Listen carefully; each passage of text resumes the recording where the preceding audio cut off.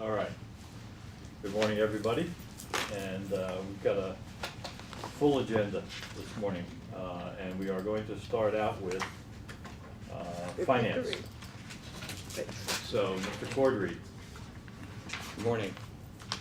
And the procedure would be the same. Just Okay. We'll go through goals and objectives and then the highlights. And then we'll leave time for questions. Gotcha. So, on page 53, got finance up. The goals.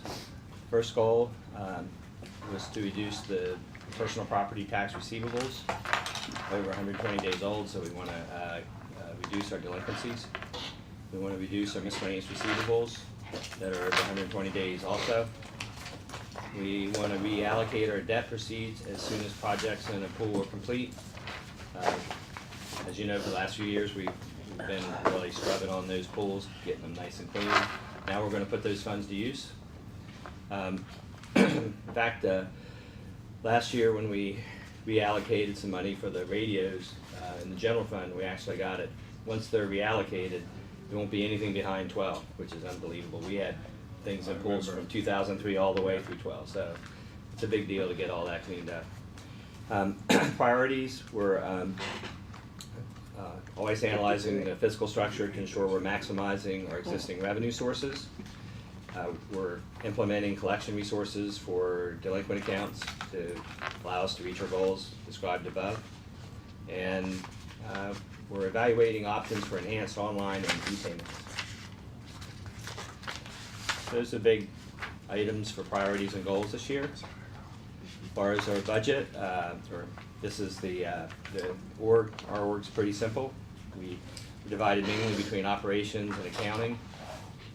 We have an assistant in each area, and we've got for the first year, we have an accountant for a full year this year, accountant too. We're really happy.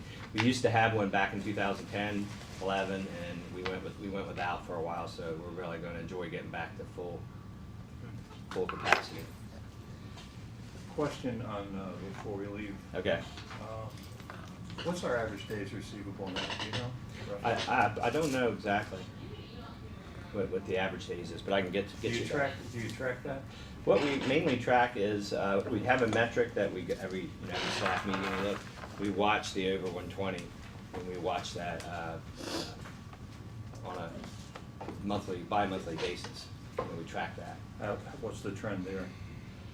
Well, we had a tremendous reduction in our miscellaneous receivable delinquency, over 100, 200,000, very large amount. But it was partly because we started to send some stuff out to Delmarva Collections.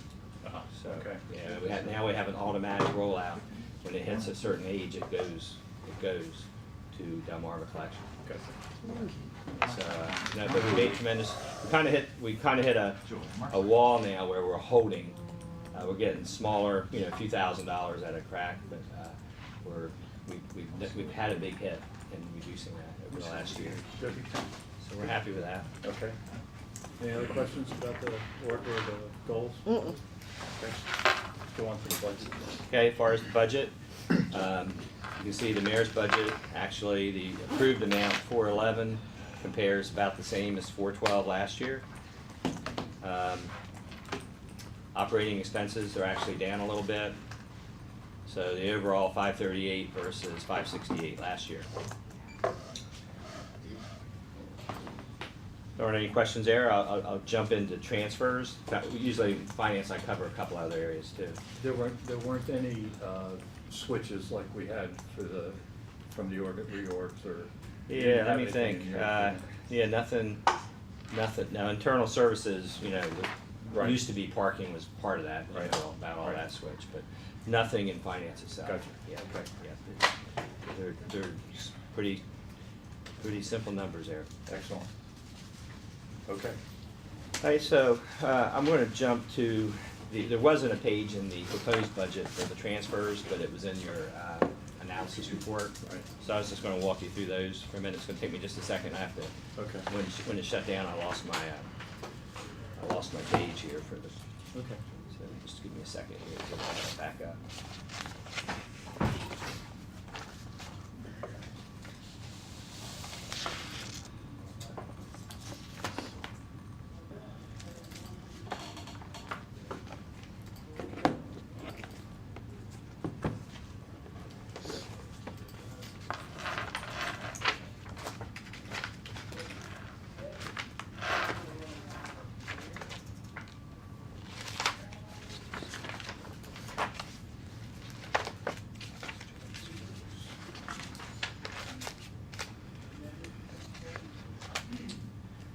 Okay, so looking at the transfers, we set a resolution that we can all see it.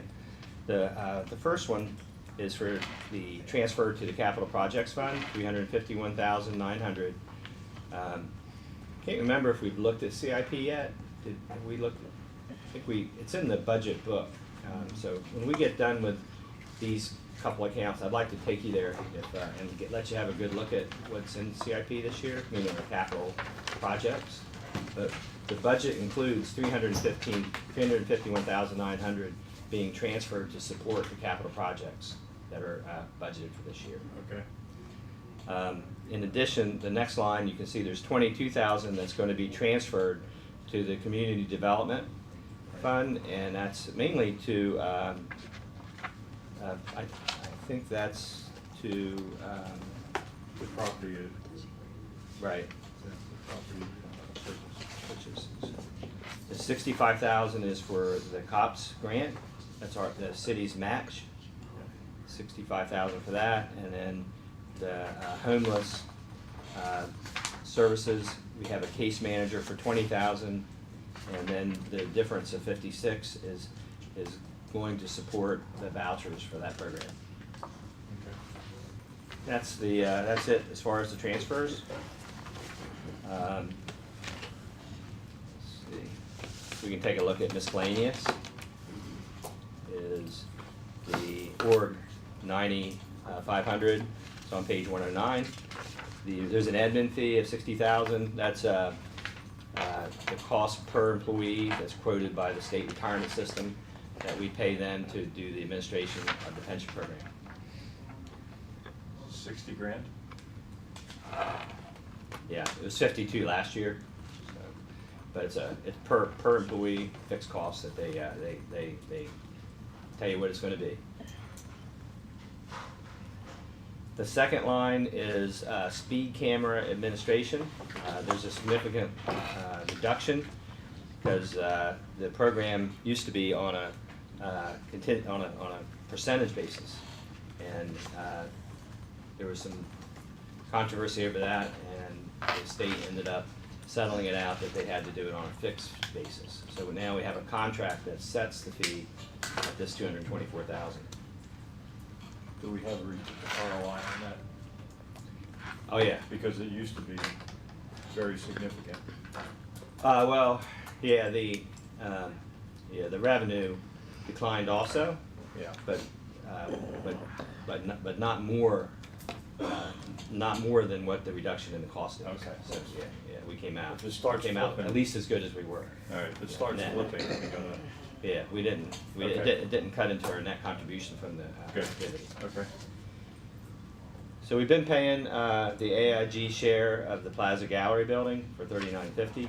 Those are the taxes per an agreement. And that's it for miscellaneous. Good. Questions? Shall we? Do we want to? Now, I think I did cover the We did CIP this- when we we did the did the CIP budget when I when did we- the financial health. Right, So that you was guys the are good for first- that. Yeah. That was the first thing we did. We So did. I think- just remember that. Yeah. And, cause I remember we had several questions which you answered for us. Yeah. And that 351 showed as pay-go on that schedule. Right. Yeah. Okay. Okay, Okay, that's it for finance. all right.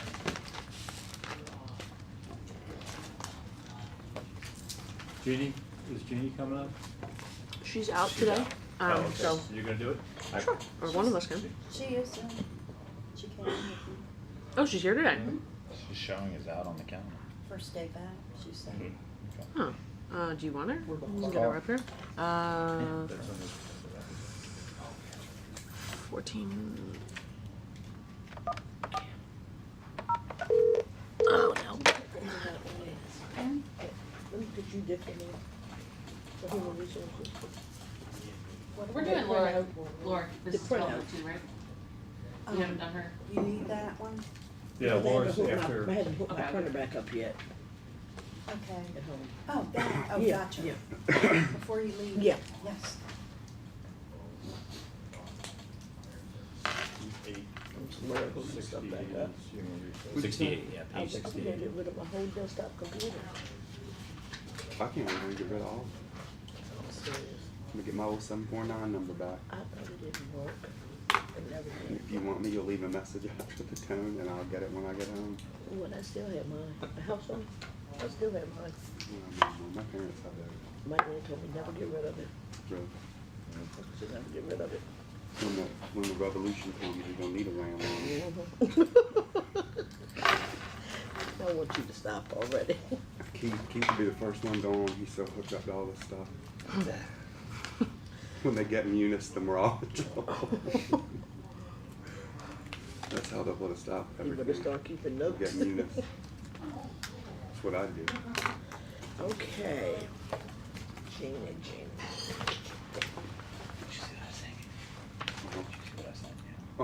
Oh, you mean last night? Oh, no. Since this will be quick, should we call Laura and, I did. read, Yep. Yeah, Everyone's What coming. page are we on, Mr. President? 68. Thank you so much. I'm about 14 minutes catching. I've had coffee. I'm assuming that we're gonna go through these pretty quickly to leave us enough time, because I think that the biggest discussion is gonna be on the revenue side. Some of the questions we have.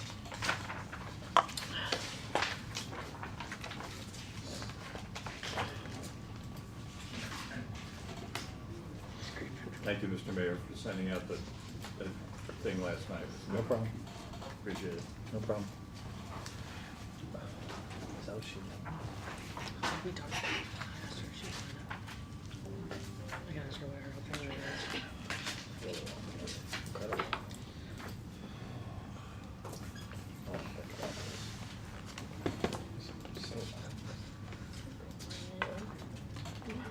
Only giant business cards. Right, which page? What did I These write? are the benefits over Oh. Did you just find that, or did you know that's where it would be? No, I just That's it though. So we have to figure out if it's. Jeannie, Mm-hmm. welcome back. You might wanna, yeah, there you go. There's your Alright. source. There's your source. For what? Nothing. Good morning, Gene. Good morning. Okay, human resources, we're about to begin, just for your benefit. The way that we've been doing this is spend a couple minutes talking about the goals, Okay. then talk about your org chart, Okay. if there have been any changes, and then we'll go over the budget. Okay. All right? Great. You have the floor. All right. We have for several years looked at our goals. Things that we're looking at actually are educational pieces and opportunities for improvement in our risk management issues. Things that will help either hold our rates where they are or actually put us in a lower pricing. And we've been able to keep up with those goals, and the first one is to monitor all the newly hired individuals that drive a city vehicle. Doesn't matter if it's the mail delivery, doesn't matter if it's one of the 2-ton or 10,000-pound trucks. If you're here within 6 months of your hire, you have to take a defensive driving class. Then if you have an accident during your tenure, you immediately have to get in the next class for defensive driving. And obviously, after a certain number of accidents, then there's disciplinary action that would take place. We try to go with the corrective measures first and then apply the, That's if they're at fault for the accident. If they're at fault for the doesn't matter if it's their fault or not. Defensive driving Yeah. means No, get well, out I of the mean, way. you're saying Sometimes you disciplinary action. I mean, if a city employee is driving and they get broadsided by somebody, well, accident's not their fault, so they wouldn't be held accountable. I can understand the defensive driving class. From a training standpoint, but not from a disciplinary Yeah. standpoint. So they're just taking it to be able to avoid. Yes, they're learning defensive driving techniques. We want to increase the city's participation in the ICMA 457 program. Currently, we have probably around 92 employees. It just recently went up from 89 to 92 employees with 1 day, actually 2 days of our representative being here, broadcasting and publishing it in advance. We've been able to get people personal appointments for about a half an hour each. And it really has helped them to understand how to set aside the money, when they can access the money, and what it means to their future as far as retirement goes. We're looking at our clinical risk profiles in our health membership, those that are in our health care plan, and through that identify what chronic diseases are prevalent there, and we want to inform our employees and members of better ways of taking care of themselves. And we have done this in a long-term sense, short-term and long-term, by first identifying the issues that we need to attack, providing educational opportunities, and additionally providing, through our wellness program with our employees, opportunities to participate in programs that help them understand the disease process, but making it fun. Things like the Super Bowl, we did walk at work, we've done biological testing as well, and provided individuals with confidential information about their health status. And every brand new employee, when they come in, during our orientation process, we express to them their need to find a primary care physician and to also get in to see that primary care physician so they can find out what their numbers are, so that they know their numbers. We want to reduce our healthcare costs by 3%.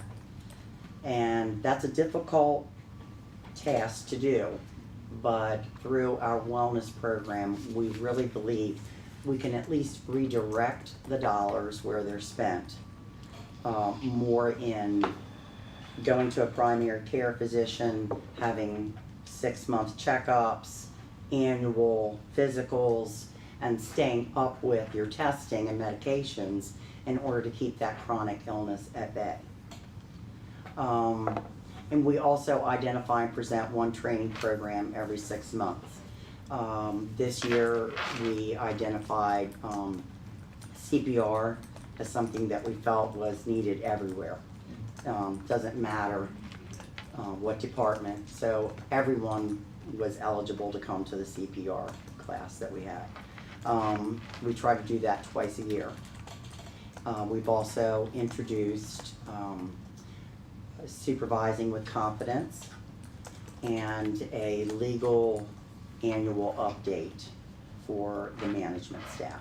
Anybody who has any control over anyone else's work schedule or processing have been invited to come. We are still working on improving our citywide recognition program. Last year was our first year for the awards holiday dinner. I think that really was very widely accepted and enjoyed by many people, and we have expanded that program for this year. we are continuing the support of the employee wellness program, not only with just money, but we're assisting in many other ways. One of the things that we've done is join Healthiest Maryland Businesses. And through them, we get a lot of information, but at the same time, we are able to gauge ourselves and see how well we are doing up against other Maryland businesses. And I'm happy to announce that we've been selected for a silver award this year. We had previously gotten an On the Path award, and then the next level of awards are bronze, silver, and gold. We surpassed the bronze and are receiving a silver award this year. Provide opportunities to assist Care First members to improve health status through a variety of means such as education, literature, increased awareness of patient-centered home health programs via their primary care practitioner. This is a program that we pay for, and many of the physicians who are part of the membership physicians have a special status, and they've actually agreed to see the patients for a longer period of time, receive less money for that visit, and provide a follow-up for their chronic care problems. And what they're looking for is improvement in the health status of those individuals, and that is where they would get their incentive to remain in the program. But the greater incentive really is for the employee themselves or the member, which could be a spouse of or a child. Share educational materials and opportunities for staff to meet with ICMA reps regarding our ICMA 457 program. Along with having our individual representative come once or twice a year, we also now have a newsletter that comes out quarterly, and we're introducing that to our employees. It's nicely written, easy to understand, and it gives them positive feedback on some of their decisions that they've made. It supports their decisions. And now we can move to the org chart, and there's nothing that's changed there. And as far as the budget detail, the only two major expense increases that we really saw this year for this next year, this budget coming up, was an additional amount of money for the awards program for the holiday get-together. And what's that cost? Well, right now, I believe we have $10,000 set aside. Thank you. You are welcome, sir. And I'm not, we really can't, I don't think we really have anything else. But there was a big increase. There's gotta be in budget. something else, but That I was, can't remember what it is. everything else was in line. Yeah. Do we have, Something. do we have any? Oh, AEDs? life insurance. Life insurance. Do We have asked that the AEDs life, in this building? anyway, yes, sir, we do. We do? Every floor has them. Have the people been trained in the? Yes, sir. We did the CPR and AED together. Good. Now, the life visit in the budget, we've got it as a proposed Oh, okay. discussion point at the council worksheet. So it's not in there? No, It's not in, it's not in there, but it's on the worksheet. So it's What's the estimated impact on it? 10? It's different by fund. I can pull it up here real quick. Yeah. Here it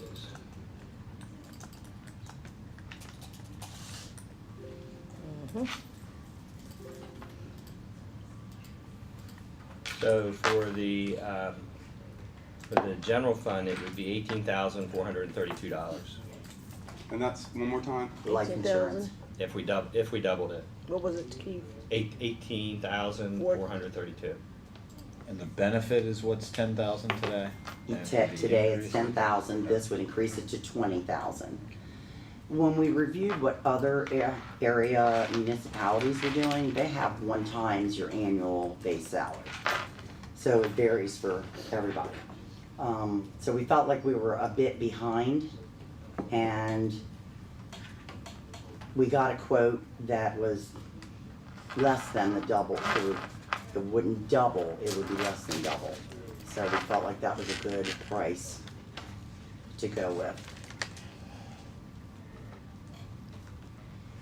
It does reduce at age 65 from 20,000 to 13,500. But almost all term life insurance programs do that. Mhm. Yep. They assume that you're in less debt, so you need to provide less money. And the older you get, the less it is. The closer you get to the end of your life, they Yeah. provide you Yeah, less. yeah, they Right, do. because they feel like you have less debt. That's why it's good Yeah. to cash it out and pay for your. That's how you make money. If you, no, I'm not gonna. I know. I need to get into a different career where I actually No, make I'm some just money. saying, it irritates me beyond recognition that somebody could be sitting eating fried chicken and macaroni and cheese, but because I'm a smoker, I'm 3 times the amount that that person is. I just want, every time I'm sitting next to somebody that's my same age eating something inappropriate, I'm like, what about them? It doesn't, Yeah, and being 47 is not the great place on the scale to start, you know. but it gets worse when you're 71. Yeah. Just so you know. Look, my 86-year-old father was doing selfies at the wedding this weekend, so There's hope, he's just right? having way too much fun with all this Keith, do you technology. have- I know That's that the why it's Board of good to cash 'em out. Education got a rebate on healthcare Yeah, and that the county was got, gonna be my, what was ours and where did it go? or did we get it yet? Well, yeah. We didn't get the one that's lower short. Ours is factored, a guess, but it's not exactly, is it? Let Keith answer it. Well, Well, we let's make sure we're all budgeted talking the yes. same thing. As far as, there is no factor of the rebate per se into the FY18 budget. Right, so it assumes we're gonna break even on the premiums that the employees pay. But But we, if the we county knows they got a refund and the Board of Yeah. Education knows they got a refund, how come we don't know we got a refund? Well, what we've done is as we have accepted a gap of about 1.6 million in our budget, we've known. I have no idea what that means. Means I that haven't we- accepted we your bud- 1.6 Well, million. no, we gap. typically target a use that's acceptable of 1.6 because we know we're gonna have some vacancies. We've been getting the rebate, and the combination of the vacancies and the other favorable variances where it's hard to spend all of the budget results historically in about a $1.6 million amount that we do not spend. So that rebate has served to close that gap some over the course of time. So is it 1.3, 1.0? Well, we Is that the never gap know you're exactly trying to what, close? I mean, as far as what's programmed into this budget, we have a $2.1 million gap at the mayor's level. Because the way this works, it's almost a self-funding, it's a Same self-funding. gap we have. But the process. question If on you don't spend the healthcare. money, Yeah. Right. then you get a refund. Exactly. Right. Yeah, and what we've been doing since the healthcare reserve fund is really reported as the general fund. So when you look at the financial statements, they get consolidated. So that rebate just becomes revenue to the general fund. And so last year, for example, we had a So what is the revenue to the general fund? well, I think last year it was like 240,000. It was 250 or something. Okay. Close to 250. And I recognize that these are those things, it's like insurance, some of that other stuff that comes real late in this process. Right. Well, they have to see what you spend. Right, And then but you I'm get saying, the- we know that the Board of Education got a refund, and we know that the county got a refund, so I'm We're gonna simply get that too. asking, What's the refund? yeah. Right. Yeah, this year we're targeting for FY17 Have we gotten 100. it yet? Have we gotten the one? No, we don't get it until the year is based on from September 1st. That's the Contract fiscal year. Yeah. So we So- won't know until. Well, then, can you expound on the change in any health insurance December. costs for employees? Yes, Are there's an agreement that it will be 2.25% increase to the rate. Okay, so how does that gel with the goal to reduce it by 3? It's the cost on what we're spending inside of the program. What we're trying to do is reduce it by 3%. Now, it could be reduced by 3% in their use of the emergency room. Okay. I'm not trying to delve, Mr. President, into whether or not this person went to the primary care physician. I'm saying, if we're getting rebates back, why are the rates still going up? If there was a rebate last year and you expect there to be a rebate this year, and you say on your goals, it's a we're gonna try and reduce our costs by 3%, yet you've raised, our employees have used less insurance, probably to tune to $500,000 over the last 2 years, why is the rate still going up for them? If I could, from when I was at LSE, because we have the same situation, because we piggyback on the county. It's the cost, the costs are, you have to put it in your budget to protect yourself. That's how we look at it, especially as a nonprofit, but you have to put the costs in. The costs are going up essentially because the rates that they're paying are going up to the doctors, et cetera, et cetera. If our wellness program is successful, we should have a rebate. Over what would be the number of years that you would suggest waiting before we give the rebate? Oh, no, the Oh, you mean the rebate to us, Rebate not the to rebate us. to the employees? No, the rebate to us. Okay, so I'm not trying to disagree, I'm just saying from a little person point of view, how many years are you gonna put this money back into the general fund and just say, well, there's always an increase in health insurance when we get rebates back year after year? When do we say to the employees, your rates aren't going up because you've done everything we've asked you to do in the wellness program? Because what we've done now is we've said, do all this wellness, go to all these things, reduce your weight, maintain, don't gain. Oh, but by the way, we got a rebate 2 years in a row. I'm sorry, it's a paycheck, I'm a paycheck person. These are the sorts of things that say, do all this, do all this, do all this, do all this, and we happily do it, and we try hard, and we get rebates, but then we say, oh, but the cost is going up anyway. When does that even out? When do we say, there is no increase this year because for the last 2 years you've saved us $500,000 in cost? And the other thing, and this is not your fault or Mr. Cordry's or Mr. Day's or anybody's, but this timing allows us to hide behind, well, we won't know anything until September the 1st, and that is equally as irritating, as is the stuff about having to put everybody's retirement away, but that's a different one. So I'm just saying to Keith, A, when you get your answer, could we reconvene and find out how much we saved again and maybe adjust what we're charging our employees if they have proven that they have saved again? They go back to the insurance company. I mean, you pay it back I mean, to the employees. your point is completely understandable, but not from the standpoint of we keep getting rebates year after year. It reminds me a little bit of the water and sewer fund where there's all this money over here, but we keep saying there's a crisis right here, but there's all this money right here. I hear what you're saying, but the opposite side of that is, which we've had, which I've experienced, is you go over your number. Are they gonna make up the difference? I would say to you in 'Cause it making happens. that discussion reasonable, and there's another word, but it's too early in the day for me to figure out what that word is. It is my experience in running this city that one person can blow the entire group out of the water. Absolutely. That is entirely unfair, especially when everybody else has done what they were supposed to do.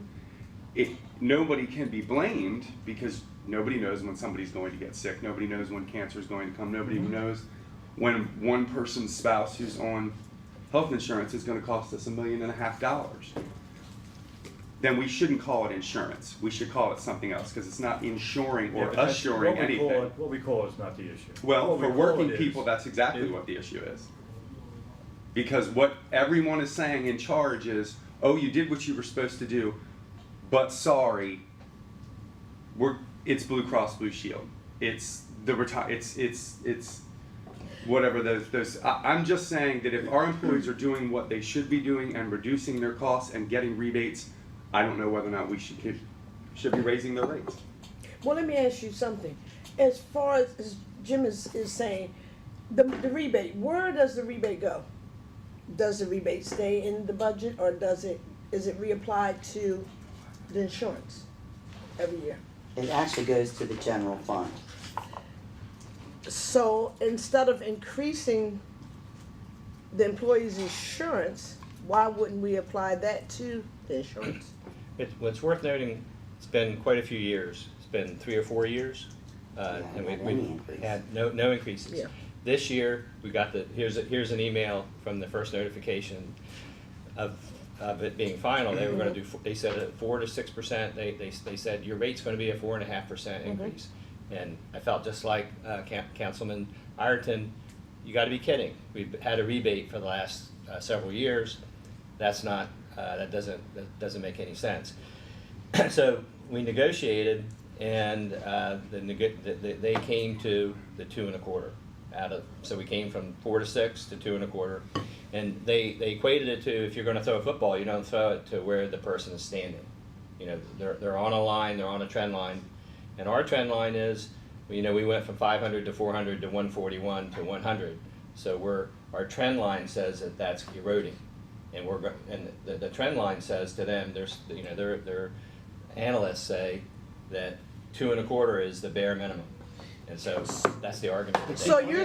you're, Can I ask this? Go though? ahead. But, and I don't understand insurance, but this is a little bit troubling. Yeah. So, Keith, then what they're looking at us and saying is, our expenses, although they've been largely flat or going down, they're projected to be going down, or they have been going down less, so we've been rebated less, and they're likely to turn the corner and go back up. But my question is, whose fault is that? Are our employees doing the right things? Are they doing the things we're supposed to do? And I would guess by being a silver medal wellness yeah, employer, when you're running, I would guess that they're doing the right things. you're second place. Who's And if the supposed to court- eat that from? And if the consortium, or- Well, if everybody's making, here's the thing, I believe, maybe I'm wrong, but I believe that because we piggyback, you've got on the county's numbers, correct? So does, Only in administrative fees do we get so the the mod factor, consortium numbers, but the mod factor doesn't include the total population of. not everyone, just us. You're only rated on your own experience rating out of that consortium. So if the county and the Board of Ed are not doing what they're supposed Then that to be doing, makes we're no not sense. getting beat. Correct. Okay. but they are, because everybody else is getting rebates. But Well, I'm still trying to maybe- figure out, They're is doing the this right money that Those we're are- getting rebates from, is it being applied No, back it's to not the? being applied to the, it could go on, So it what goes to is going in the support- general fund? It's going in to pay our bills. Well, here's Well, that's because no revenue item outside in the general fund aligns neatly to an expense item. So you could say, yes, it's just going back to pay insurance, one important thing. but it's a wash. Yeah, I mean, Revenue and because expense that's what I'm revenue. trying to find out, because if the employees are doing what they're supposed to do, as far as health-wise, insurance-wise, I don't see why that money should not be applied, and like Keith said, the insurance hasn't gone up in the last, 4 4 years? years. So, Do we do anything, I know my wife works for the state, and so a lot of times, like in December, the state will pay for their part of the health insurance in that's December. what I'm saying, I don't know, do we do anything like that? and that's what I'm trying to I mean, say. have if not we done get that. the- Yeah, If We we have get the not. rebate, is that something to that's what I'm trying to say. consider? There's a couple things that's worth. I had a long conversation with Carl over at the Board of Ed, and you can take like a premium holiday if there was an abundance of rebate. So part of that is Right, we there did was that a a large couple years ago, and I think it was 2 months. yeah. We didn't pay So, anything for the first 2 we months, are yeah. we are evaluating that opportunity. Yeah, that's what I've I'm talked to saying, Carl okay. about how to administrate that. At this board point in can- time, though, if you look at, there's the history of all the rebates right there. And see, that's what I'm trying to apply, to imply that some of this money go back to Right. the employees. We're not losing track of how much money is there, and we can look for an opportunity to have a holiday. Didn't propose one this year, partly because there was a large amount of seed money that the general fund originally put into the healthcare reserve, but all of the healthcare reserve activity is kept to the side, so it is all in one place. It still resides in the But the healthcare reserve fund. refund Yeah, will yeah. not And no, be. it gets reported in the general fund, but it actually is still put to the side and left here Because into the healthcare even reserve as fund. Jeannie said, they Oh, give so it out, does they go give to out the healthcare awards. reserve. It But I does. think the biggest But- award would be giving them, I just wanted to make letting the them point see that it some got of their money consolidated. back. That's just how I feel. How much is in there right now? About 1 1. well, no, there's more than that. It's almost 2 million. And that's part of the unrestricted or restricted? Sure. Part of it is restricted because it has to be there for the consortium. You have to have 8% of your premium as a reserve. But remember, 90% of this is the city. Only 10% of this for just a person that has single insurance is the employee. So 90% is the city's money. That's important to know that. And a large amount of the money initially was transferred from the general fund here to get it started. So there was a So seed. there was a seed money. Right. So we are monitoring that. It did cross my mind. Everybody's thought process is dead on. Like at some point, if there were favorable results, there has to be some kind of holiday to give the city recognition for their fair share. I of just that. don't understand what conditions, and I love you, in your Yeah. mind exist so that if you have 4 years of no increases, which means somebody was doing what they're supposed to be doing, and 2 straight years of, I just, Well, if we could do this when the thing goes off in Keith's head that it's time to give a rebate, could we all be made? Will we see the Why don't light we in the look- Why sky? don't we look at it in October or September, whenever, Yeah, when they find whenever out. we That's good. have solid numbers, why don't we look at it and bring it to council and have a conversation? And I recognize that a 2.5% increase on a single, you know what I mean, on $35 is not a whole lot. But when you start factoring in mother, father, family of 3, or in that triangle of where everybody sits on our employees, Well, having that holiday, with, acting as Yeah. a rebate, I think is a great Yeah, idea. and it would help. We could look at it at that time. It was not easy to get it from that 4 to 6 down to 2 1/4. I mean, it was a long discussion, and Jeannie and Mark Lynn Jeannie's heard sitting there from with her us, face. It still feels less than What? Because I fair. felt like it's our money and we should not have to Not do only it. It got the really employees, but heated. We were over willing that, to I put am at eternally risk grateful. some of our. Yeah.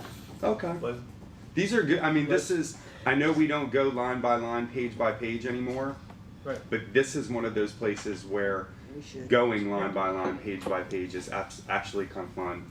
I mean, if you're I think it's sort of odd depends like on me. your- Yeah, it depends on your idea of fun. Well, if I can, I think it's also, we can only do so much for the employees as far as salary. Yeah. We can only do so much.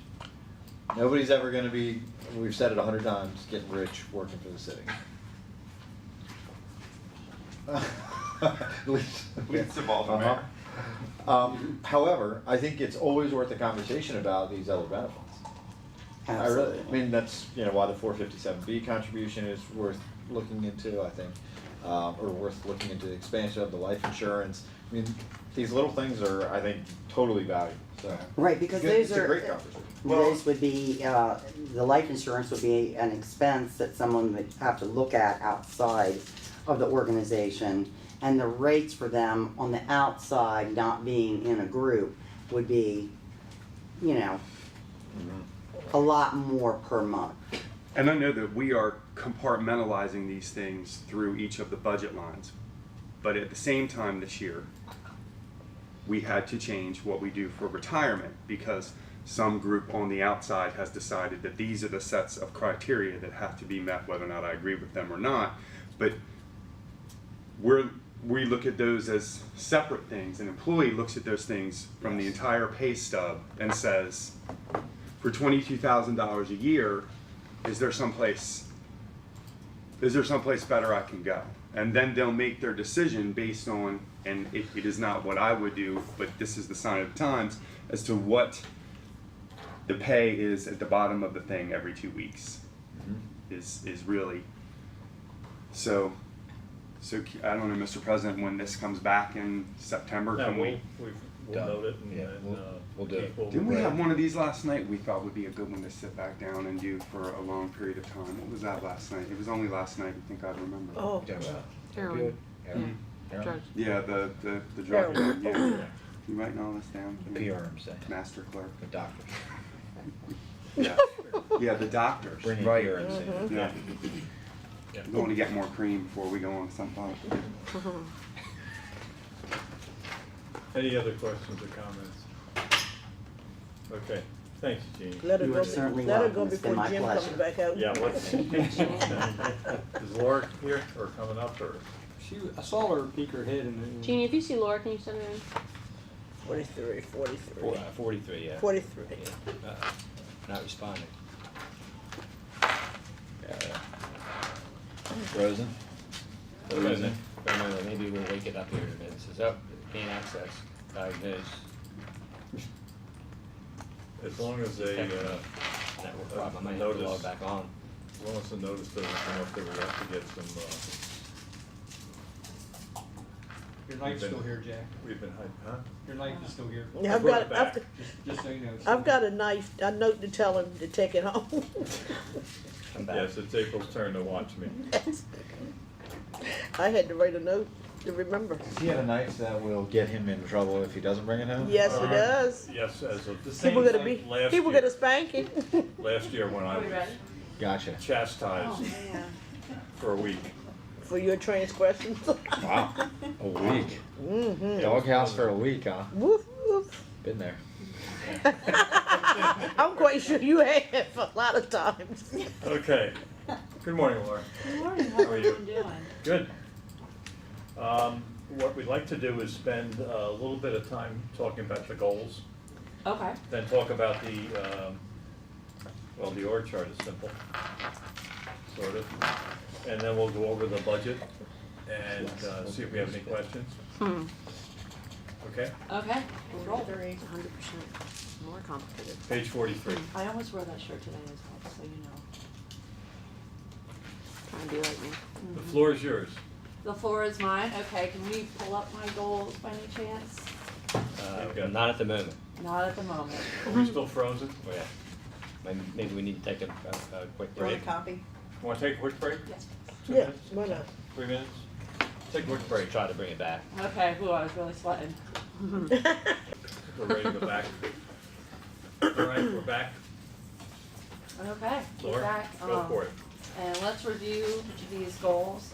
Goal number 1 was Wycomico County will have 48,000 employed in fiscal year 2018. We're tracking at around 47,000 right now, so hopefully we can boost that up in fiscal year 2018. Per capita income will rise to $22,000 per person. That is reported annually, and we're at around 21,000 right now for per capita income.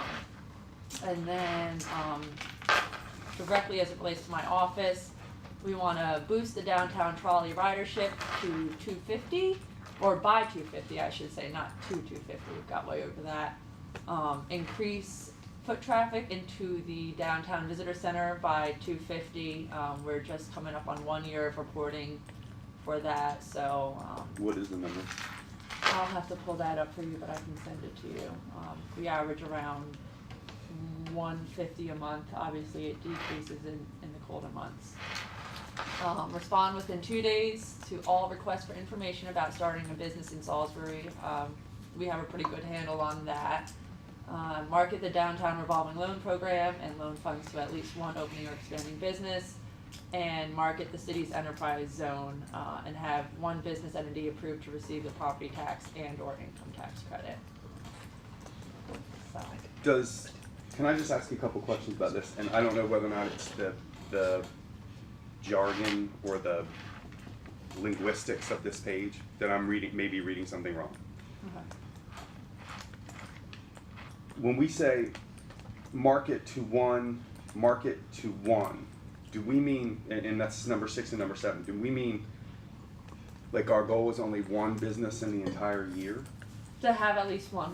For the enterprise zone, we average around 6 And that is, we've increased the number, but, it's really a matter of whether the businesses are in the actual zone, whether they know about the credit, so I'm really Okay. making a push to make them aware. I think we could increase that goal, Jim. Right, on and certainly if it number went over one, nobody's gonna stop it. Yeah. My follow-up question is this. Could you use more money in the advertising of this? On radio right now, Q105, they're advertising for things happening in Hartford County. So my question is could we have a marketing plan that goes throughout the Mid-Atlantic that says no water and sewer hookup fees or anything in Westwood, and this is how much space we have left? And I do believe, Yes. Mr. Heath, you and also you have always been proponents of quadrupling Dave Ryan's budget so that he can go around the country. That was never met with anything but kind of, I'm wondering if you all could use, if there's any money left over at the end of the day. Yes. If you could use anything in terms of your marketing materials, your media, anything like that. Yes. Okay. So Laura's marketing budget is what, 60? I think it's around Less than 70? 60, yes. You know, and last year's the first year we had that funding. Right. It's been useful, and I think more would go a long way. I mean, so Right. our next campaign, the Growing Building Working campaign, is getting Okay. ready to roll out. That'll come from that funding source. It'll appear in a variety of places, some locally, some outside of the area. Okay. And I think you got the right mindset. You got to look at areas where you can draw from. Right. So I think we could use the resources for sure. Keith, do you have that number, that resources We did give Dave left-hand Ryan, number? I'm sorry. We did give Dave Ryan in his Sorry. budget a little A more. little bit more. The number, which number now? How about the number for Dave Ryan? How about the number for, what was that Okay, thing? Dave called? Ryan is Our 50,000. marketing, Marketing.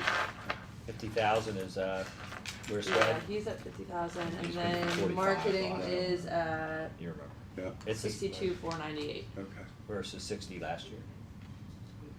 And that actually is partially because of consolidation. I had an advertising budget, Mhm. and then I just, for simplicity, I consolidated those. So you'll see. So is the events line for things like advertising for the events that are happening, and then the marketing line is for something different? Events is part of our MOU with the Arts and Entertainment District. Oh, is that Jamie Heater's money in there? Yes. part of her contract. Okay. But the marketing line stands alone, that is not part of, she doesn't get any of that. Okay. That's all you.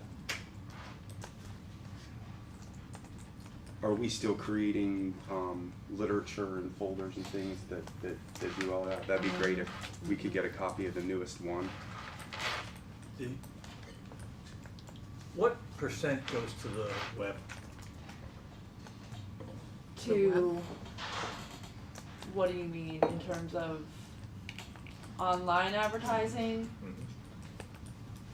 Right now, it's a very small chunk. Our biggest chunk is probably going towards downtown marketing on Comcast and WMDT. What about LinkedIn? We don't advertise on LinkedIn. I see that more as a professional. We do for HR. Oh, We you do for jobs. HR. Some Okay. jobs, not all, but some, Okay. like professional. I mean, LinkedIn is more of the type of people you would want to attract to come to Salisbury to start a business, which To start a business. Okay, that's definitely That's something we something can look into. look into. I mean, there's a couple of avenues like that. I think if it's targeted, you might come across the right. Yeah, I was at a thing Saturday where they were talking about how you can pick on social media if this is what you want this advertisement to go to, I mean, down to, Like geography, age, Mhm. yeah. Yeah. Yeah, it's a targeting. you know, I think we probably need to get to that level of sophistication. And we do some of that, we do that for, some of our smaller one-off events, we do that for the downtown trolley promotion, we do that for Small Business Saturday, we do an amazing job for that, and very succinctly target it to who we want. I saw the thing on the internet the other day from Maine. Maine. right? Well, because it knows you're a New Hampshire person. Which I find to be a It's creepy. complete violation of your privacy. No And I'm gonna go talk to Nate about it, cause Nate's a freaking loving people. He'll give you a He'll list. give me a whole, so the increase from 62,038 to 110 is solely what? On this page, For, The mayor's budget versus the proposed, the. the finance requested. Mm-hmm, What are the two numbers? 62 and 110. 62,000 and the finance requested 2018 and the mayor's budget 2018, 110. It's probably moving, which we did with a variety of things. Oh, no, I don't think it was moving community promotions in. I think we'd already done that. I think it was the addition of there were the essential items, your position. essential, is that for the is that That's on personnel expenses. personnel. personnel, yes, Personnel. Personnel. So we added position for Laura's. Well, Laura the- requested At the end, the total is up by $215,000. and that's also because there were some, accounts that were moved under my we moved PAC 14 jurisdiction, in. PAC 14, Red, White, and Boom. Big. So the community, so some of community promotions went in here. Okay. Yes. Were all of them, I know we haven't asked, I have a question to ask later on, Go right ahead. were all of them funded at the same levels as last year? Yeah, I don't think anybody was decreased. There was some increases, like WET got an increase. Right. AING. I mean, was that like a $3,000 SWAC, increase like yeah. they've been used to? Okay. SWAC and AING, same. Right. But we tried to move them into, like last year, we started to move them into different departments. Right. And we did that again. Now, they weren't asked to come and make a presentation this year. Or last year. I would respectfully ask that next year they are, because I have some questions. What? No, all of the community promotions. okay. Yeah, there's some houses, SNHS got money somewhere in here this year. Where did that go? Yeah. I mean, there's some houses out there that I know that I was personally involved in making sure it got to them, and they are still sitting there. So I have some questions about them, how they spend their money as well, that we give them. There's still time. Well, for those.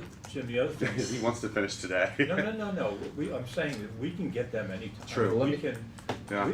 we'll invite them to a work session. Matter of fact, I had a note from 2 weeks ago that,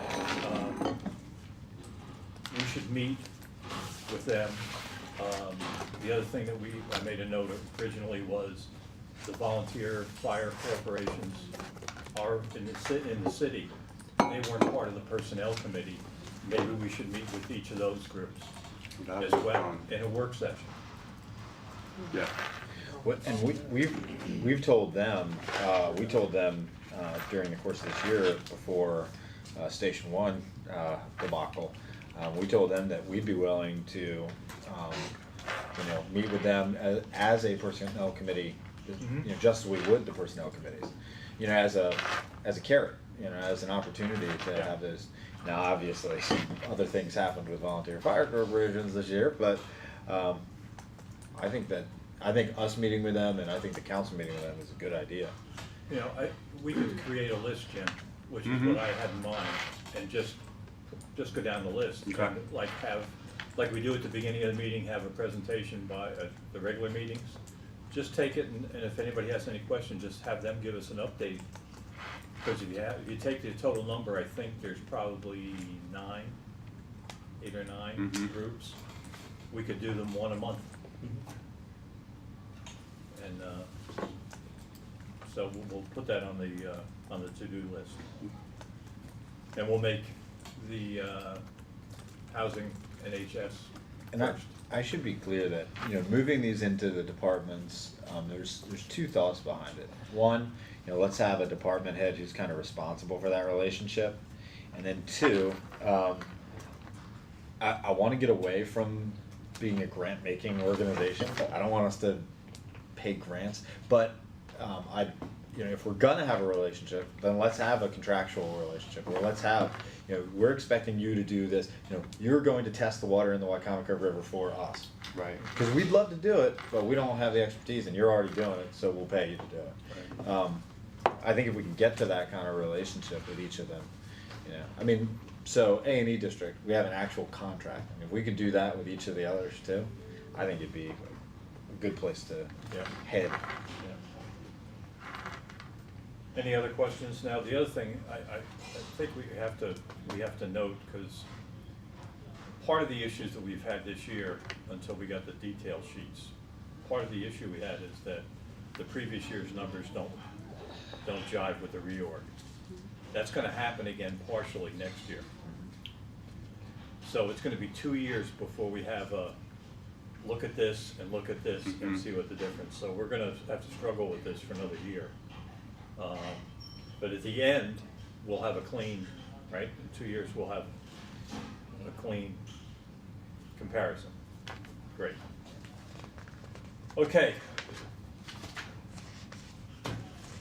Any other questions for Laura? Thank you very much. Appreciate it. Yes, thanks a lot.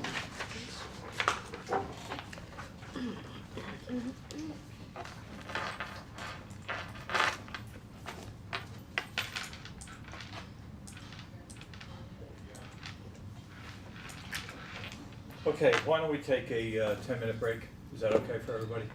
Take a 10-minute break, check your emails and bio break, etc. Does anybody know when the legislative lunch is that we're planning?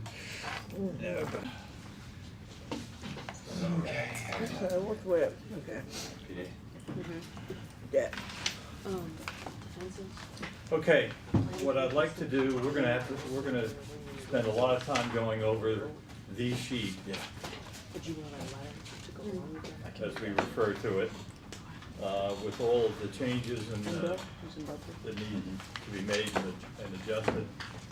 And but before we do that, I'd like to get a little more clarification on the debt service for this year. So if you could do that, please, Keith. What page are we on there, Okay. Mr. Chairman? We're actually gonna look at the We're gonna look screen at just this. for a minute. Really? Yeah. Let me roll up here right behind Jack. Come on up here. All right, so when we did the financial health, when we were looking at the highlights of the budget, we did a walkthrough line by line for our general capital projects. But the key thing here to revisit is that we had about $5.3 million of bonded projects. So otherwise, we funded the $351,900 from our revenues. So that's the same number we visited earlier today.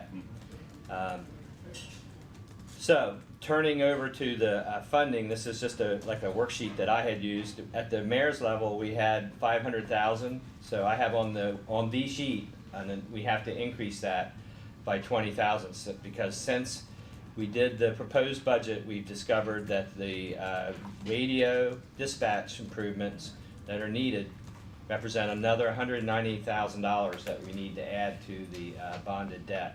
And that's radio for. The new communication system, and they needed dispatch. Seriously. Sorry. Nope. Say it. Just get a muzzle. Seriously. I mean, it could A have been muzzle. more. At this point, every single one of us ought to have a radio on our belt. We could be constant contact. So this number that we saw on the other page is growing by that 198. We also we had a recycle truck we tried to saw in half. We thought there was two.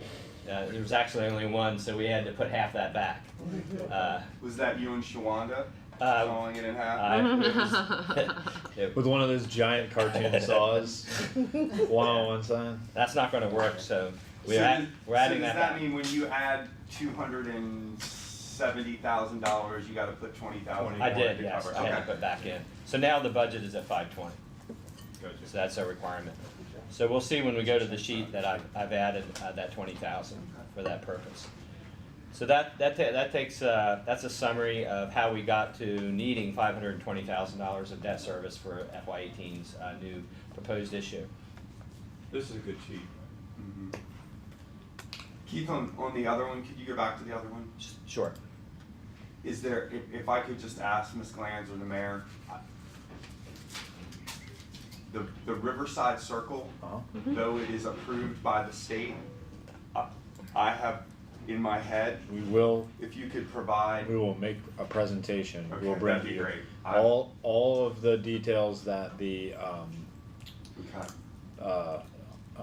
consultant Mhm. has, including a draft design Okay. that is engineering ready. It's not engineered. It's Right. just ready to go to the engineers. All of my questions, just as a coming clean, will be about the lights. Understood. They will all be about the lights getting out on to Route 50. We should probably bring SHA then because they plan. Get with my wife. Yep. She's got this name. Mrs. Heath has the same question. She should probably be there too. I wish you lived in my district. What did you say, Jack? Take the knife I'll on. trade you for a player to be named later. a draft That's pick not and on. Better hope she's not watching. first at home. round draft pick. Take the knife on, Jack. Take the knife A player to be on. named later and cash. Now, can So I ask about the North Prong Park? Because Before that's we- wonderful. That's what I was getting ready. Before we go there, Okay. can we go back to That's what I Riverside was Circle going for a to. second? Yeah. That's bonded. Yes, but let's talk about Riverside Circle. One more thing for a second. SHA and SPD are coordinating today. Right now, they're starting a "Don't Block the Box" effort, enforcement effort, because we're getting an increased number of complaints about cars sitting out and blocking 50. Including Jim Ireton. Sometimes Blocking it's what line now? of sight, you can't. The person keeps trying to disguise their voice, but Right. we're pretty sure it's Jim Ireton. Usually I do it because I'm in April's district and I figure I won't get called. All right. I'm sorry. So they're starting Yep. preliminaries for You can, that. and we're talking about other things like timing of the lights, pavement treatment at the intersections, a variety of things like that. You can't whisper, Jim. Okay. All right, North Prong Park. Jim? I just North Prong Park, that 75,000. That will wait until Mr. Williams finds the money to demolish the whole, but we're gonna put it away Yeah, now. we're working on that. right Okay. now. Okay, that's what I And wanted to know. EPC. It's energy performance contract. Oh, really? After yesterday? Would that be phase 2 and 3. Mr. Anderson? Is that him? Yes, Wait, really? I think we've got another. we're agenda evaluating. item. Remember he's evaluating in phases. We did phase 1 this year, and we have phase 2 and 3 next year. Okay. I think the look on everyone's face tells you. And Waterside Park parking lot. When did that start? When would that start? Yeah. In 18. Okay, in 18. I mean, it's The parking lot. Yeah. It's FY. But one thing that I should make clear is that we just learned that so we put the see the 15,000 for design engineering.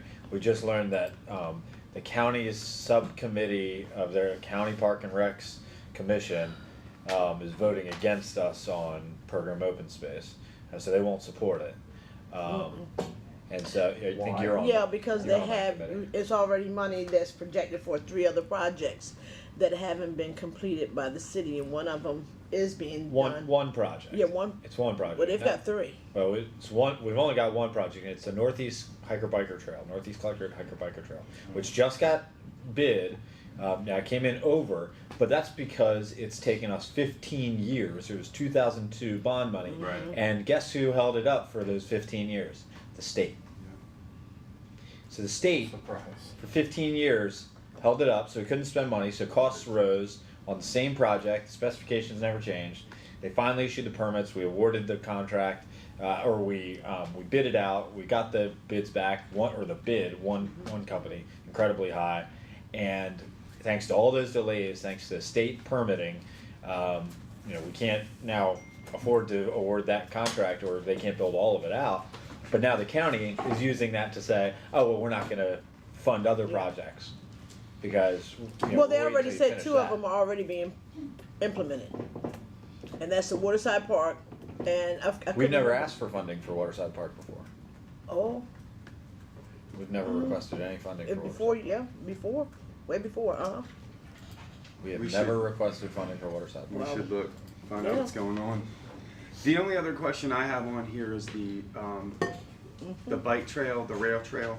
Now, when I stopped paying attention before, it was that the railroad was not going to let us go anywhere near it. Has that changed? That has changed. Okay, that's It's- all I need to know. yeah. You don't have to say anything else. I'm good. There's one other line item that might beg for a little explanation. Back to the radios.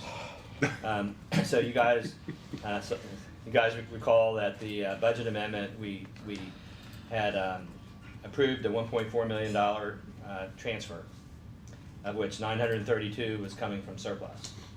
So we had done that on the promise that we were going to reallocate some proceeds to reduce that 900,000, and we have now projected that going down from 507 to 311 because some of the funds that were originally targeted were needed by Public Works. So we're at 311, but to get that number down. But on the previous page, you said the cost went up by 179,000. Yeah, I'm just walking you through it. We're just not there yet to see the total picture.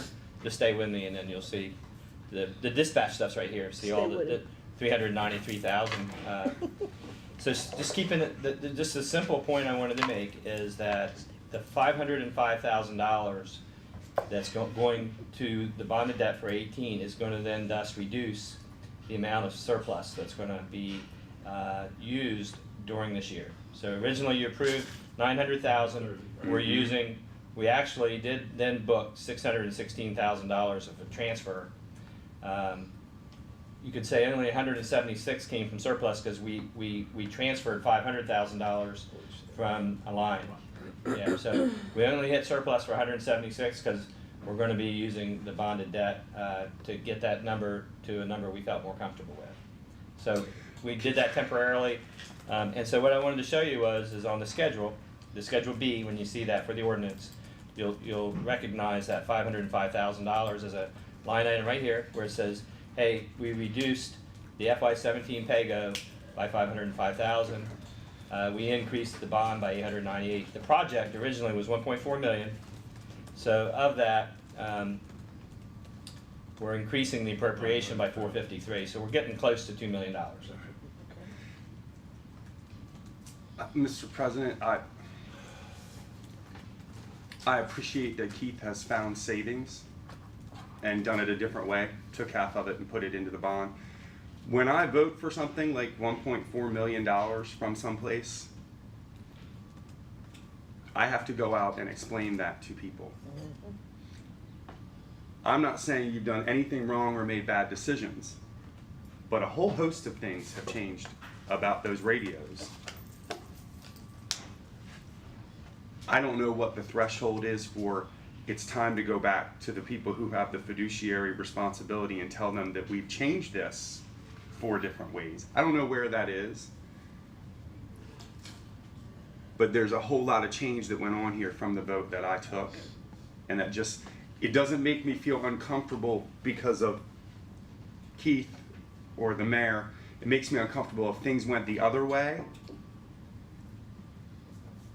that I would not know that those changes have been made. So I agree that we don't need to go through every single solitary page, but twice now in the last 24 hours, Mr. Anderson and this, it becomes clear that maybe I would have known had that page, do I want to go through all of them? No, but then this happens and I think to myself, well, this is significantly changed from the vote that I took when we said what we were doing. So that's not a complaint. I just put that in your head to ask you to think about it. But going over it, It's good. but going over it piece by piece, in fact, we are doing that because he brought it up because he thinks it's Right. significant enough for us to see it. And it also is, Now, if this, he didn't say anything and all of a sudden we Right. ended You had up, that money. Right. then I'd Yeah. have a problem. Right. yeah, this is, Then I- this is in the new ordinance. See this note? I didn't want you to hit that and read it. Right. I wanted to bring it to you, so if you wanted to discuss it. You're gonna have to vote on I'm this, gonna, yeah. I'm Because gonna that's have to in the go up here and ordinance. read it, I can't. Well, that's that story that I just gave. So it's not done until you vote on Yeah. No, he's talking about the original vote on the, On the The 1.4. radio. 1.4. Yeah. it. It's not But- changed until you vote on this. yeah. This is a new ordinance. Yeah. This It's your would change. decision. Yeah, it's your So it's decision. not as here. if something was changed between then and now. It's your Ex- choice. What was the increase? But it Except, does, except for this. Two things are happening with, related to these radios, and they're both very frustrating. One is that as they dig into things, they're saying, oh, well, you know, we didn't realize you all didn't have this piece of technology, or, oh, well, this is a more outdated are. piece of equipment than we thought. And that is happening on a recurring basis, which, you know, makes me just say, I've said to Keith, take it out of their end, you know, it should not be on us. And it's just, well, you know, we can upgrade the equipment, all of it, or none of it, and we can just scrap it all, and you can give us your money and have paid for nothing. I mean, it's really absurd. But the second piece is that we're subject to this county agreement. You know, we agreed to go with them. We're saving many millions of dollars as a Look at result the of that. alternative. However, Right. you know, but they keep coming back that and many nickel and diming millions it. is Mhm. less than it originally began as. And This that's, is the same thing as when you go out and you buy a refrigerator, and they said, you want a maintenance contract? Yes, I do want a maintenance contract, or no, I don't want a maintenance contract. You take the maintenance contract, and and then you have a problem with X. You call them. And X happens, and you call and go, well, that's really not covered under the maintenance contract, that's something else. And this happens all the time. I mean, it just does. The problem is, we're dealing with numbers that are huge. yeah. I'm glad you said maintenance contract, because right while you were there, and all this evolved after the mayor proposed his budget, where the colonel got additional information from the consultant that you can see resulted in over $393,000 of improvements that are needed for the dispatch area. But in addition, he was told that he better set aside $60,000 for maintenance contracts. So since then, we were able to determine the radios, the first year is included, but on the sheet, you're gonna see a $30,000 proposed increase to the police maintenance to cover the dispatch equipment, although we're not certain, but if we don't have it, then we could not cover it if it's required. So there's a $30,000 adjustment for that purpose. Someone should read that maintenance agreement really closely. Mm-hmm. And I'm serious. Yeah. This is like the Because- one for your car. My experience with maintenance contracts and things are not good, so. Well, and I would piggyback on that and say that far too many times with fire and police, we get into these things and then feel like we can't say no. We can't put a stop to it Because it's public safety. because it's public safety, and that can't be the default. And the suppliers know that. Yeah. Can I Yeah. suggest It's one not other thing? patriotic. Suggest one other thing on the topic of communications. You know, we dispatch our police internally. We don't dispatch our fire. We used to. We don't now. But it's, you know, something that one day I'd like us to talk about. Centralized city dispatching for Yeah, both. for both. On one. Maybe as its own little function, but it would stay right there. I wouldn't move it. But now we have enough consoles. We have enough equipment. We have all the things we need. We'll talk about that. Okay. Just putting it out there. Theoretically, it's a great idea. I know the communications at the police department, I think they have all that they can handle anyway. They do. It would actually take cross training, and it would, like we used to have, think it's and it would really- take, you'd have to have 3 on it, not 2. Okay, Hope everybody is well rested, because now we're gonna go into the sheet. Is it possible to get a more user-friendly to those of us who are not CPAs copy of this? The sheet? Yeah. Yeah. Yeah. Can we make copies of it? Can we Yeah. get printed out? Absolutely. I mean, now granted, no, wait a second, let me think about that, because he's gonna change it, and then these boxes are gonna change. Yeah, as we go through it, you want the final sheet? No, I'm trying to figure out which part of my glasses to use to have that screen come into focus. And Well, maybe, sit there. I was gonna say, maybe I If need we to get here print it- earlier. If you print it out, if we print out, it's not gonna take that long. Let's just print out sheets and you can have it right in front of you. That'd be great, I would. And then we can make notes and then you can change it. Okay. Okay, let's do that. A couple things. It's just, there's that 2.6 font ain't working from 15. I'm gonna print it on big paper, and I'm gonna go downstairs, I have a big printer, I'll be right back. Fine. That's great. Yep, I'm outta here. We take a break. I'm out of here. Don't. Okay, we'll just start at the top. You can see the gap that we had at the proposed level was $2,165,732. And then the first line item that could go in, it's not in there at this time, unless we put it in this column expenditure, is the life insurance benefit increase from $10,000 to $20,000. That would take $18,000 to make that happen. So that would be $2,220,000. Yeah, it just keeps going like that. It'll automatically calculate our gap.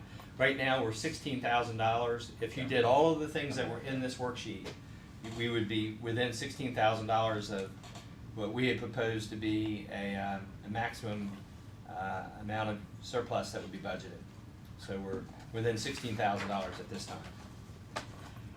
So are we working on the assumption that we're gonna reduce the amount of surplus that we're using, or are we working on the assumption that we're gonna talk about the tax rates and everything else? Everything. Thank you. Well, let me ask this, or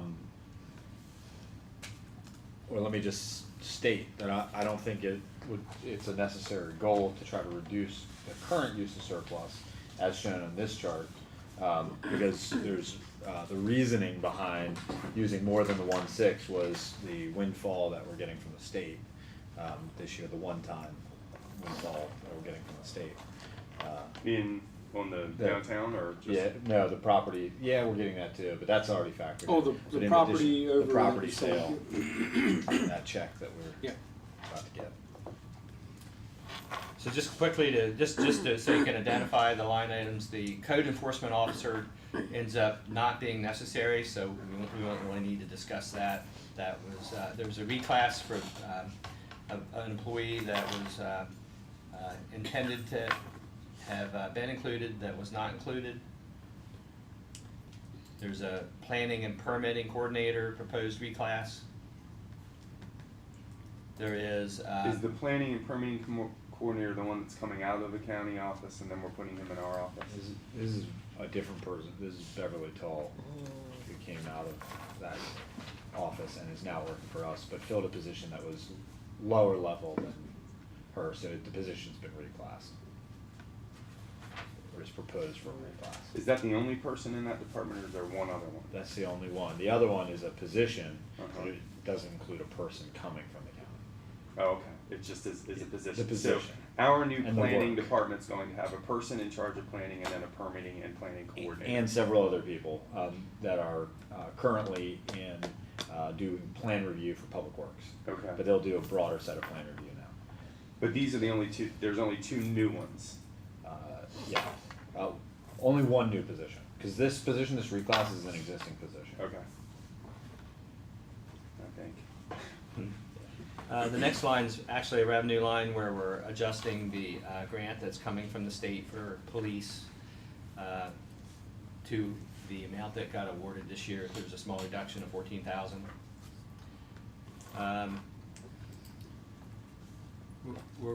We have a placeholder, it's in red because we haven't parked it in here yet. I think we're gonna have the mayor's gonna, is that, I we're can gonna talk do that about in a few that right minutes. now. You wanna do that right now? Yeah, so the fire inspection fees, basically what we did in our restructure was we said to the county, we're taking over everything that has to do with permitting and inspections in the city, everything. The one thing we haven't really done is plan for staffing up all of the fire safety and fire suppression system inspections, which, you know, the more we inspected that and learned about it, the more skill sets are required, the more people are required to execute. So we figured this year we should probably continue to use some of the county's abilities there, and even when we rewrite the section of the code to reference this piece, or, you know, that part that Mr. Tillman's working on with respect to the reorganization, actually put some language in there about the county fire marshal having jurisdiction in the city, or some jurisdiction in the city, and pay for those services. So, you know, right now the county's gonna experience about a $600,000 loss. About a $340,000 loss. I'm sorry, not How much? $340,000 loss from revenue that they're currently getting out of the city. So the thought is, we actually still need some of those services. So instead of cutting it all $340,000, cutting some of that for sure, because we're taking on that burden and those costs and that responsibility, but returning some of it. And the way they get that now is not is two ways. One, a payment from the city for planning and zoning, and two, they actually just take the revenue from the builder or developer when they're building something, and they're not going to get that anymore, because they don't have to go to the county. So what we would do is we'd say, okay, some portion of that revenue that we're going to receive now that you used to get up until today, we're going to pay you for those services that we use. Working backwards, Mhm. if $340,000 is gonna be their loss, and I assume our gain, well, how much of that $340,000 do we lose in salaries? Only for like people? 160 of that is our gain, or 170 of that is our gain. Okay. The other is just things that we're not paying anymore. Alright, so how much do we think we're going to need to pay the county to step in of that 160? I think it's between 100 and 130. So we may only make a $30,000 gain by doing it our way? Well, the goal for by doing it our way is not to gain money. Right. I mean, that's you could call that Mr. great. Boda giggled. You could We call that. make a note of that in the But there's minutes. expenses that come along with Sure. doing your own permitting. So my question to you is, once we get this person who does it, I believe that there's enough expertise in the leadership at the fire department, especially in those places where they're not making calls and they are not going out on ambulances. We're getting there. I really feel like, well, I'm gonna say it, a better use of the time of the people who are sitting at the firehouse is absolutely necessary To inspect. to inspect. Well, they can inspect. Plan They can- review and inspect. They So could let- be doing housing inspections too, for that matter, but that's a different one to take on. But I'm just saying, So let me suggest that so it may what is be the a more gain than if we're one not year. gonna make any money off of it? What's the, I would say the goal from the get-go had nothing to do with money. right, so what is the Let's goal? assume that it For was me, a it wash. was. Streamlining. Yeah, for us, it was streamlining the development process, and you only have total control of the built environment in Salisbury. Right. And we decide what happens and it's built here. And this is, One stop. right, in conjunction with Laura and everybody else. Okay, thank you. But I think there's gonna be some financial benefit out of it. Right. At some point, somewhere. I think some this year, Right. and I think it could grow next year if we do what you're suggesting. Right. Because what we be don't wanna do, Eased. right, is end up being slower. No. Well, and then Then in the that, county. in that process of that year, I think we should have of those that we identify at the fire department. Training. Training. Mhm. Yep. Yep. Mm-hmm. I agree. If the fire chief can be trained to go out and make sure that something can be inspected and done right, I'm all for that. Okay. Because what I'm worried that I'll hear from the fire department next year is, well, because we had to take people out to do inspections, we don't have enough people on the truck. And Well, I think the people who are gonna do the inspections are not the people I know how who these people. are on the truck. Not right now, yeah, the Right. person who would be leading that process from the department would be Eric Kramer. Yeah. And again, one of the things that we've done is kind of built these we've tried to divide and separate, the plan review and inspections, which would be led by Amanda's team, and the authority would exist in Amanda's department, and then code enforcement, which would be led by Susan's team. And so trying to get those two things, which takes Bill Holland's team and kind of splits it a little bit, the authorities in Bill Holland's team splits it a little bit. You know, that's one of the growing pains and changes. And the other is, that at the table, anytime, when Amanda sits with her deputies, and sits with her team at the table reviewing all the projects, she'd also have a representative, Eric, from the fire department, and a representative from police department, who would talk about SEPTED, and together that team, but ultimately under Amanda's authority, would make the decisions about development review, plan review. I think it will streamline significantly. So we're putting the dollar in there just because we don't know what it's gonna be independent. And it's kind of up to us, you know, Do we need to set the fee structure? it's set, it's proposed in the budget. Yeah, what is, I think it totals, it brings in $170,000 or so. So some percentage of that. so if this number is any more than like $30,000, is somebody just gonna ring a bell and bring us all back in and go, hey, this is more than we sorta. I mean, if you come Say that back and again. it's negative 230 or positive 230, that's just something. Oh, so one thing we have is, we have the history. It's been in the 100 to 200 range for the last 10 years. There have been some slow years where it was down around 100, and some high years where it was up at like 200. I wonder if I can't find the actual. The county budget? I I have that on my iPad. don't think it's showing in the county budget. Oh, okay.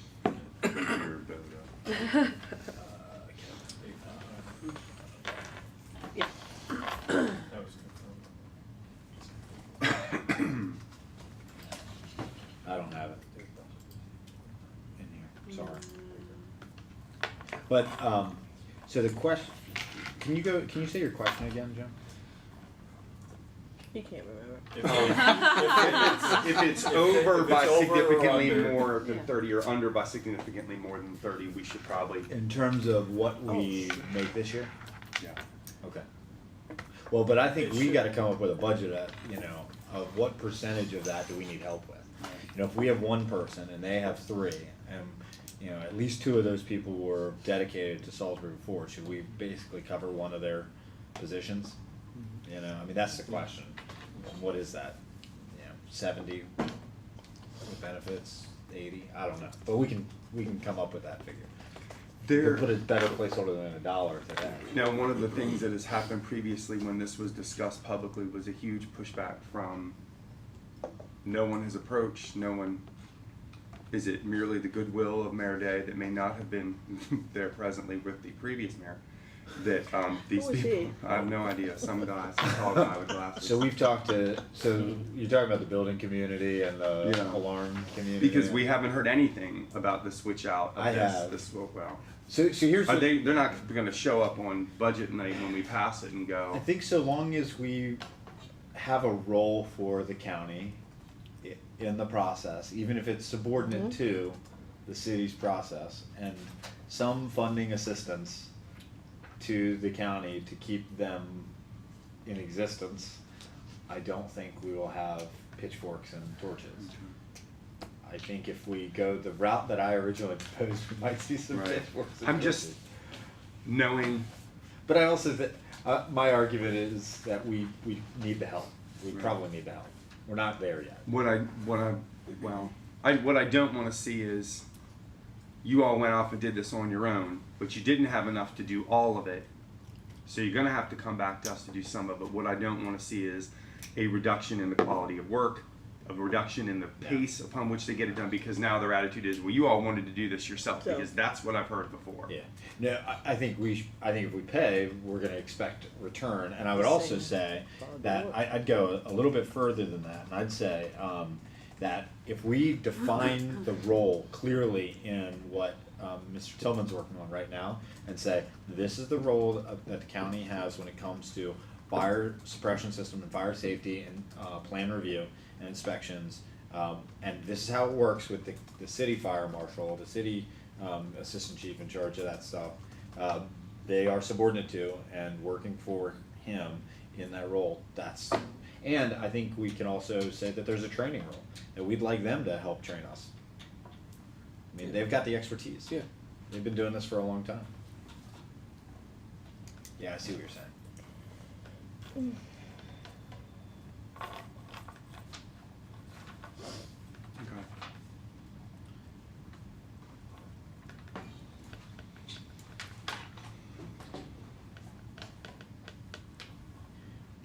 Okay.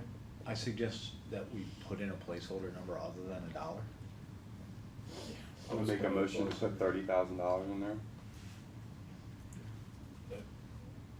I was Yeah, suggesting better it'd one. be the inverse of that. Of the Negative 170. 30,000? No, like, Negative 30. That's the inverse, right? Is that the? I'll argue with you. I mean, I like that. I like negative 30. Negative, yeah. Because if we change methodology, there should be an impact. Is negative 30 the 30 No, with the two things around it? Yeah. That's what I meant. And what I'm saying is to the expense line item, you add $130,000. That's what I was saying. Change it from $1 to 130, and that's what you'd pay the county for their services, or 100, or you know. I wouldn't, 130 makes me Okay, nervous. I understand. I'm just saying. I think 100. we're going to. Okay. We're even. 100 I could live with. Okay. What's everybody else's feelings? Okay, 100? fine. I was good with 30, Not, but I'll or go with something, 30. don't leave. I won't. Everybody's comfortable with 100? Yeah. 100.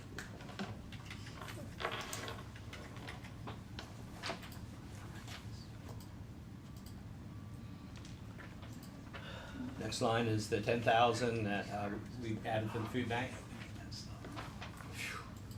The next line is the 2.25 healthcare rate. Do you want to go back to the food bank one, or not right now?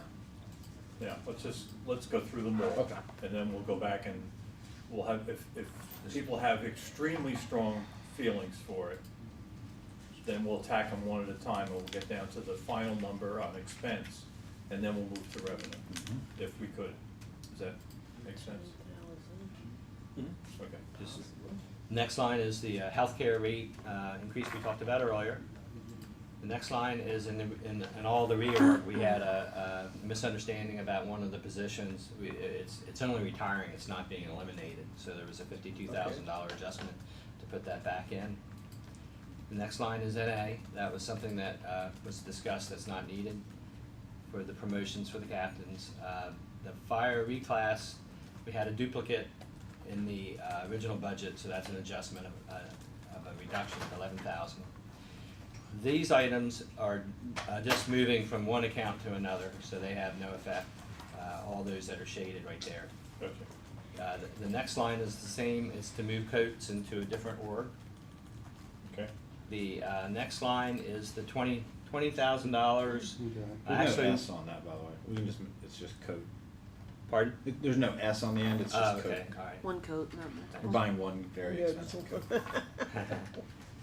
The next line is the dispatch for the maintenance. We reduced that to propose to reduce. He was suggesting he might need 30. He doesn't have really a close idea about what it is, so we thought maybe 20 was more appropriate. But so that's the maintenance. The next line is the debt service that we talked about of the 20. Right. And the final line is good news. We had a very wonderful workman's comp modifier this year. What was the We've mod? already realized 375,000. Normally it's in that 375, so Right. we realized that at the mayor's level, and we had another $80,000 on top of it. Fantastic. So it's really great That is news. fantastic. Well, it's It's fantastic, but it's frustrating in the ways, this is not you, Mr. Mayor. In the ways that help you, you seem to get the information. In the ways that don't seem to help employees, we seem to have to wait. Well, we don't generate the information. I understand that, but it would seem to me that someone should say to people who are generating the information, how are we supposed to get a true and final cost, if I use television jargon correctly, the true and final cost to the dealer. I'm glad, I'm happy, it's nice to have that money, but that just goes back into the general fund, correct? Just helps close the budget, The budget. yeah. Yeah, it gets, so it's. Okay.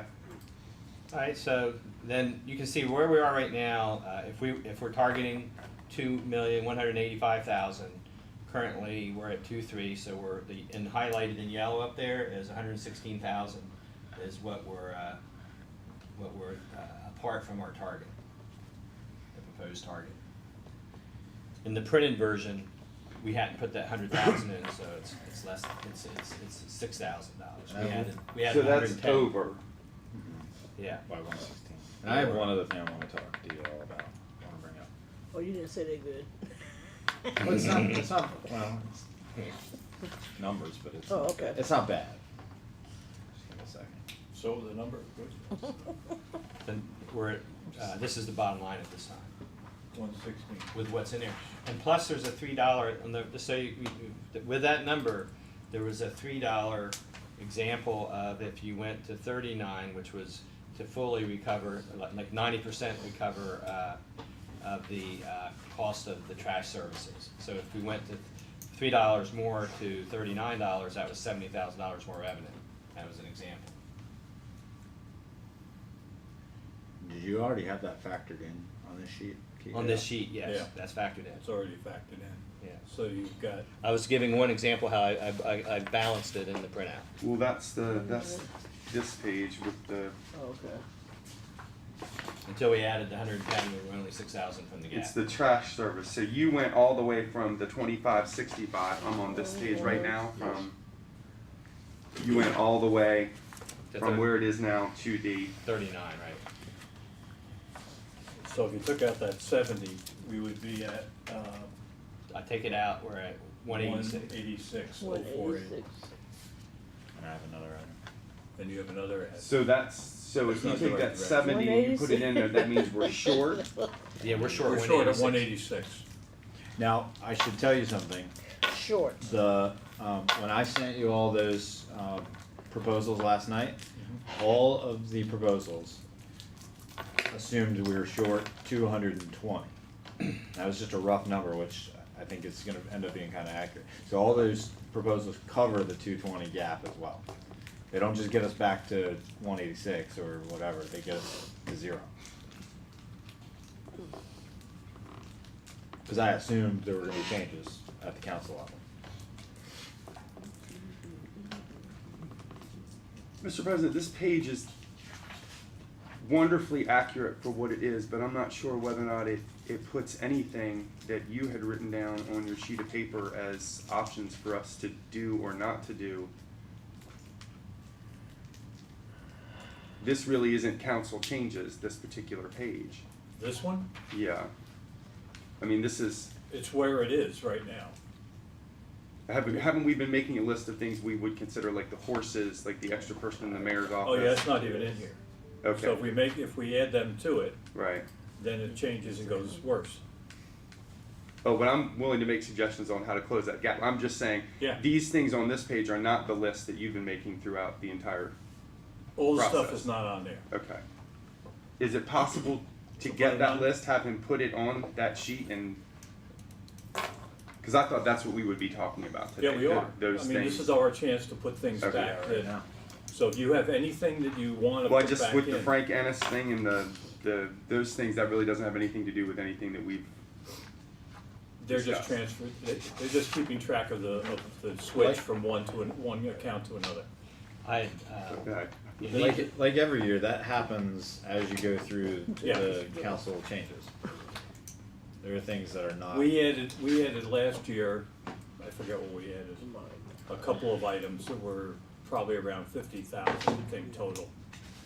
The year before that, we did the same thing. So if you have something you feel strongly about from your list, and I can go through my list, I've got all the sheets, then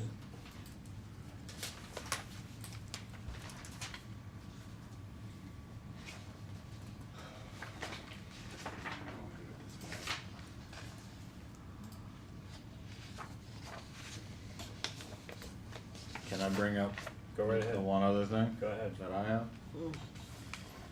So when we did the police pay plan, I felt strongly, but we didn't do it at the time, that there were a couple people that at all ranks that have given many years of service, so they would be further down the pay chart that were left in the lower bucket. And I think it was not where they were supposed to be. And it's one step for each of these individuals, but it's the most we can offer at this point in time.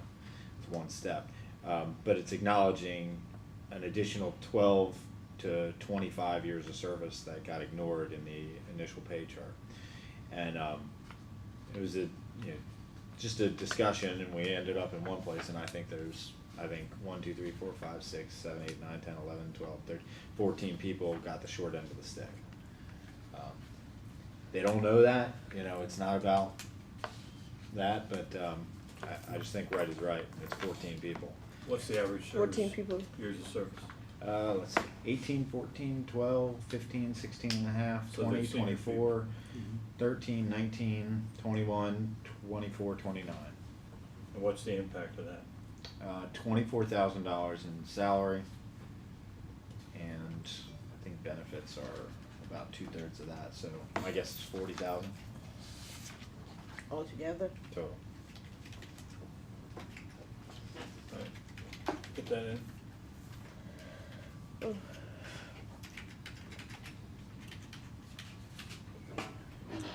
I had there was under police, we had, actually I did have that raise thing questioned.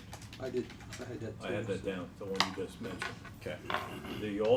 We had the mounted patrol.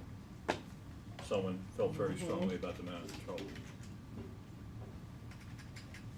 And I forget what that was, but I think it was Mounted, let me see. 100,000. I got it.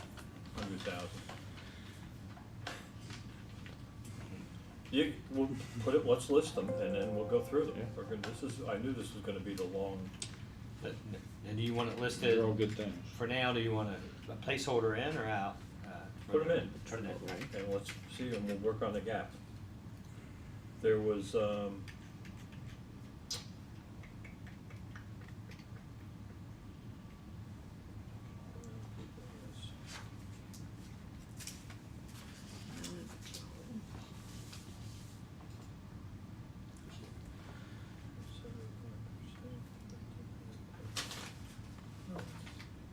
It was 109,000 Mm-hmm. Yeah. for 2 positions. Yeah, it's 2 positions, 109. the other ones were just questions regarding, comp time and, overtime, I think, for public works. yeah, there was, Were you at Public Works, yeah? yeah, a couple other departments had a couple suggestions as a birthday off as a personal day, Uh-huh. and Christmas Eve as an official holiday. There were Just also because talking we about- typically do it every year, Yeah. but is it, I think one question was, should we just, They wanted to do it so they could plan. yeah, They wanted it to be a date that would just be annually there, so they wouldn't have to wait until the last minute to try to figure out, Which they haven't had to, because we've given them 6 months' notice the last 2 years. oh, okay. But I know in the past it was, it was like, I remember I being in know. a meeting, oh, we're gonna give everybody. because it wasn't a Yeah. vacation day, Yeah. it wasn't a Yeah, holiday. but that's what they're requesting. But Those are the I only totally hard understand. number ones that I have. Ones we can, just talked about. I'm not opposed to it or anything, I'm not saying. I don't know if it's a disagree. fiscal impact or, at some point it is, but. All right, where are we now? I like that, the number's grown. I know Police pay that. plan, got that. 335. 3, And that's assuming the original revenue numbers. I mean, the original proposal. mm-hmm. Other deputy city administrator. Yeah, I had deputy city Mounted. administrator in here as well. We did- Oh, yes. Yeah. Yeah, we did have that in there. City administrator. You want me to add a line for that? City Yeah, say deputy, But in a $38 million general fund, for this to become a discussion for us of $400,000, if we're not gonna go through every page, then really it is the bigger picture is the property tax over the That's exactly the right. lower That's personal one way- property taxes. I'm Right. still, and some of the bonded indebtedness things as well. I have questions with Headquarters Live closing the use of an amphitheater. If that can't stay open, and I'm not saying I'm against it or for it, I'm just saying in a $38 million budget, if all we're toying around with is $400,000, which again is important, but it is not huge, it's minuscule. I think the broader question is the rates. Yes, but I wanna make sure we're not trying to shoot for here. Let's understand, do we all agree that Right. these numbers on here, that the things that we just added Right. and put on here are worth it? But we're also not subtracting anything as well. No, because we're gonna see what we've committed to fund, Right. and then find out how we're gonna fund it. I'm just worried that these things on here that are sort of a wish list that aren't necessarily gotta have will come at the expense of something else based on, I guess maybe I'm saying, would it be a good idea to work backwards, do the rates first and see how much money's left over before we decide, we'll make the list. Let's make the list, Mr. President, you got it, you know what you're doing. I'm ready for another cup of coffee. Okay. All right, so. How much was the second position in the mayor's office? Deputy. I don't know how to quantify that. He's looking at Julia, what do you mean? It's gotta be what, 120 after benefits? Probably 100 with benefits. 120 Listed with at benefits. It's 76, still gonna be 40 in benefits, isn't it? 30 or 29%. What were you Use thinking in terms of 29%. salary? 76, I think. 76. 73. Take whatever it is and multiply by I 1.2. thought I saw- 76, so 100. I thought I saw something about 76. I think it's 76, yeah. Without bennies. So multiply that by 1.29. So it's that was 100. With With bennies? deputy city 100. administrator. With bennies? 100. Trace says Betty's. Bennies. I love it. I love it. It's great. Oh my God. Sorry, with benefits. And that factor was 98, so that 100 seemed like it hit it pretty good. 100, okay. All right. So, let me make a note so we can change some of the numbers very limitedly. So, I met with Kim yesterday and we looked over the budget, our budget for the council. And we can keep our within budget if we give 3,000 to the food bank. We can still, based on our current usage, we can still do it. So I would suggest we put $3,000, take 3,000 out of our budget for the food bank. See, that's how we're gonna do it eventually. But I wanted to get that in there. So, the health, let's go through the things that we can't mess around with. Agreed? Okay. The health care rate increase. I mean, whether we like it, dislike it, or whatever, it's been negotiated and it's gotta be. Unless we tell them we're not gonna do health care, right? Or wrong? Hello? Sorry, I was typing, but I think you were asking about the healthcare, the 57. Yes. So, yeah, that's not really optional unless That's what I- they that's my telling point. us, yeah, it's That's not my point. discretionary. So that's not discretionary. Yeah. Now, like I say, we will be able to revisit this at some point, and we can determine if that we could provide a holiday Okay. to the employees. Okay.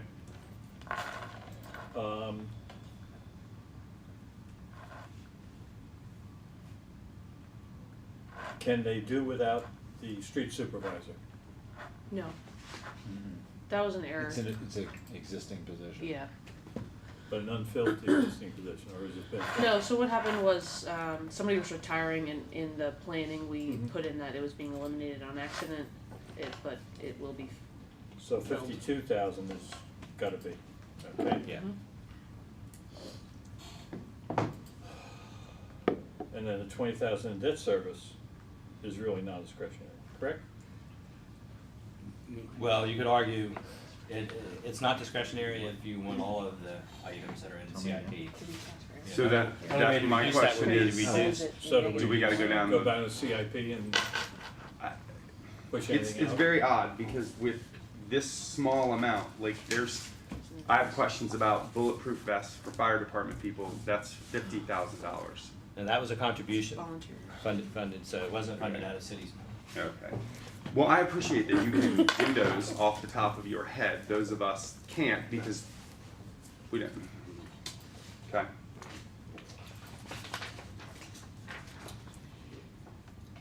It's worth noting too that the amphitheater was funded from a contribution. Yeah, it is. Church fan. And the reason why is we anticipate the state actually paying for that.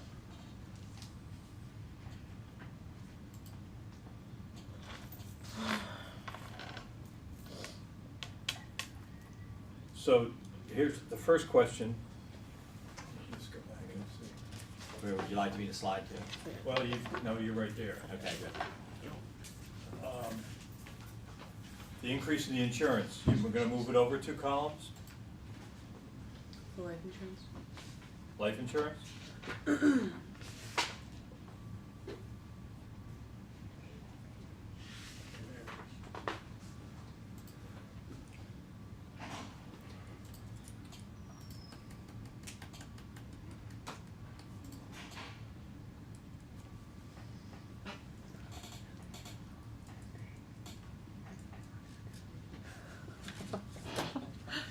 Deathless, quiet. So funny. Can we afford to do it this year? I feel like we're better off waiting, personally. Put it at, Keep it at maybe 10. we should also have a 2019 list as well for some things that we see this year that we would like to do. Put it at the top of the list of next year. And that's what the I think if we- department heads do, is they keep a list Yeah. of everything that they didn't get. I think we should and look they at ask for it, another some of thing the next year. employee things, if we solidify the Christmas Eve holiday, we try to plan for an insurance holiday. And we've done some pay adjustments this year. Let's take a couple other items like this, let's move it to next year. We'll put it at the top of a hard list. I think that kind of spreads it out a little bit. And, not that anybody's asking for it, but just personally, I feel like if we could do other things like healthcare holiday or something, that's Yeah. more tangible to employees, you know. Yeah.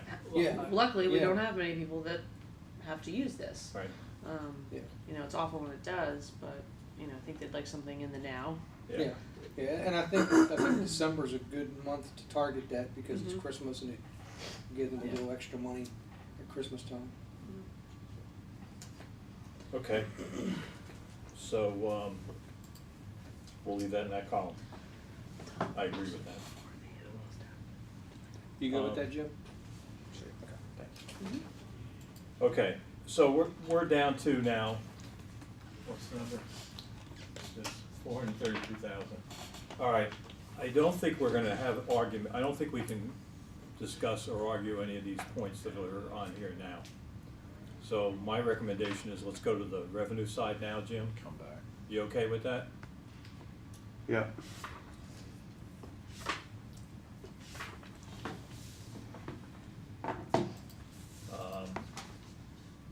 So let's go to the proposal, Mr. Mayor. Okay. Keith, can you pull it up on the screen? PDF? Yeah. No.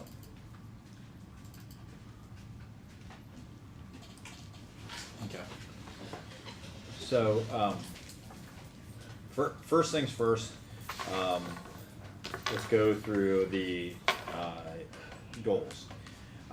So the broad goals that were discussed, a year and a half ago of increasing home ownership, stabilizing neighborhoods, encouraging employment growth, all well and good. But to put a little finer point on each of those, one of the things that we are trying to do to effectively achieve each of those goals is to incentivize home buyers to choose Salisbury, to create incentives for first-time home buyers, to create incentives to transition rentals into ownership occupied homes, and to create incentives to for the renters, not just for the home buyers, but for the property owners, to transition homes to their current renters. So in other words, people who are in a neighborhood, in a house, renting, to help them actually transition into home ownership. The second is down to stabilizing neighborhoods, recognizing the stabilizing effect that home ownership can have on a neighborhood, encouraging an increased percentage of home ownership throughout our neighborhoods, and then actually potentially creating incentives for properties and property owners that are good actors in our neighborhoods, and don't have a lot of code violations, aren't either a code nuisance property or a criminal nuisance property, and potentially creating some financial incentives for them. And then recognizing also that we've got a long-term goal, if possible, of reducing our high personal property and inventory taxes. And just to explain that, the inventory tax is just a subsidiary section of the personal property tax. Basically, the personal property tax is applied to not only equipment, machinery, tables, things like that, but also the inventory for businesses that have inventory, like Courtesy Chevrolet or CarMax here soon, places like that. But Did also they a lot of annex businesses. in? What's that? CarMax CarMax is in. CarMax is in the city. That's where Webster's was. Oh, that's right, 1801. Yeah, Okay. yeah. Exactly. Did I just you roll did. that out? Yeah, it's all right. I didn't go. You got it. Next slide. So what this slide is intended to show is just the mix of properties that we have in Salisbury. So we have 24% of our units in the city are in multifamily. So multifamily units. So that's 24% of the families that live in Salisbury. 14% are commercial or industrial, and that's anything that's not residential, basically. And this also cut out vacant or non-occupied pieces of land, and also all non-taxable land. So the hospital, the university, things like that came out. Churches. Homeowner occupied single family, 27%, and rental investment single family properties, 35%, about 4,900 properties. So 24 and 35 are the same thing, just broken out into multifamily and regular house. Exactly. So the 35 are percent, the 4,941 are single family houses. So any increase or decrease in the tax rate, you're applying to one family or one tenant. And the multifamily, we actually have the number of units per, so we divided and the average number of units per by value of property, and we'll get into that in the forthcoming slides. Down where the property value is $20,000 or less, you're talking about an average of 2.001 units per property. So in almost every case, it's 2 units per property. When you get to a value of like 2 million per property, you're talking an average of like 160 units per property. So $2 million value properties are like Mill Pond Village or Ocean Isle, big piece of property. And then you can divide by the number of units and you get the estimate Is this the appropriate time to ask about what the 1 cent on each of these Yeah. is? Okay. Yeah. So, So- of the 27%, 1 cent on the 3,826 properties, which are single family, 1 cent is $28,000. That was the information you sent us last night. Hold on, let me pull it up. Let me pull it up. You can get I down know I to- sent it. Send. What is that, Keith Corder Jr.? Oh, go back. Keith Allen Jr. I'm gonna Man, puzzle you for see- you. Did you do that? Yeah. That was such a great compliment to him. He, He's on It Keith's was. level. he Yeah. sent that to, he Did sent you that to me to look at Did you just put me on Keith without a Corder, though? key. He did. I'm Junior? And I'm like, I've just noticed that the color has something to do with it. Yeah. So you had 28,731 for single family and 150,844 investment properties. I'm sorry. Hold on one second. It's I just, just want to make sure I know. it's Can you do that again? it's Say in what you the said. email that's in. I'm looking at the email. Yeah, it's just scroll down and. I'm looking at the email. So, on the multifamily, right? Uh huh. The penny is the same as commercial property, so 158.40. 158.40. Okay. But that's a penny on the value. Right. So if it's $2 million property, Right. you get it. So if you and I just wanted to make sure because last night I was gonna call Keith at an ungodly hour to make sure if I was correct because I wanted to be correct before I made my suggestion. You have to add the worth of the 28,000 and the worth of the 150,000 to get that 1 cent on the tax rate in Salisbury is akin to $179,571. Bingo. Is that right? right. Wait, he hasn't said anything. It's processing. On You're real gonna property, change it in a minute. on the real property tax rate, add those two things together. Right. That's right. Right. Okay.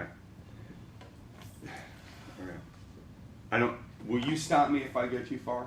Can I present this before we? You I go. I'm expected, sorry. I expected this to take the longest period of Okay. time. All right. Do you, I can stop. You go. Are you sure? I just want to make sure I have been correct in my thinking as we go along. So far, But right you're now, right. I seem to be Yes. okay. You want me to Yeah. stop? No, Just did it. actually, probably should. I can stop. No, I just I don't know how much more I can put in here. Okay, so this is just to show kind of how many people we're talking about, how many families, how many Right. properties, how many, Okay. and to show that 219 properties in multifamily is not reflective of some tiny fraction. It may be a tiny fraction of the properties, but you're talking about 3,300 families, or right? Or So that's why you did Households. this next one. so that's why I did the next one. So Keith, so the next one breaks it down by the value, so which is a little shocking because the assessed value is low. Right. That's not necessarily a good thing, but 20% of them are multi-family homes that are worth less than $40,000. and let That's me do correct. one better, Jim.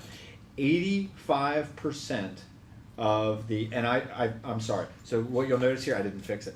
What you'll notice here is actually the bottom blue too should be These flipped. are flipped. Just the bars are flipped. They're wrong. I moved rental label and icon to the left to the bottom, and I didn't move the.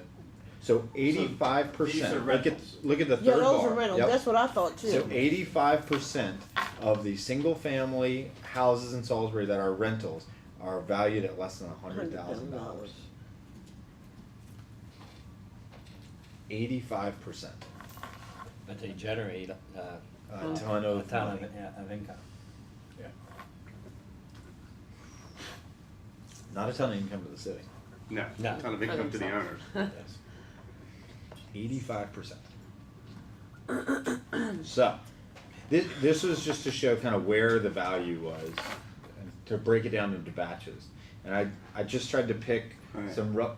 You could apply it to every single one and do it individually, but I just tried to break it down. So less than 20, less than 40, less than 60, 80, 100, 150. I would 200, surmise that these houses have very little in the way of mortgages on them at all. Absolutely.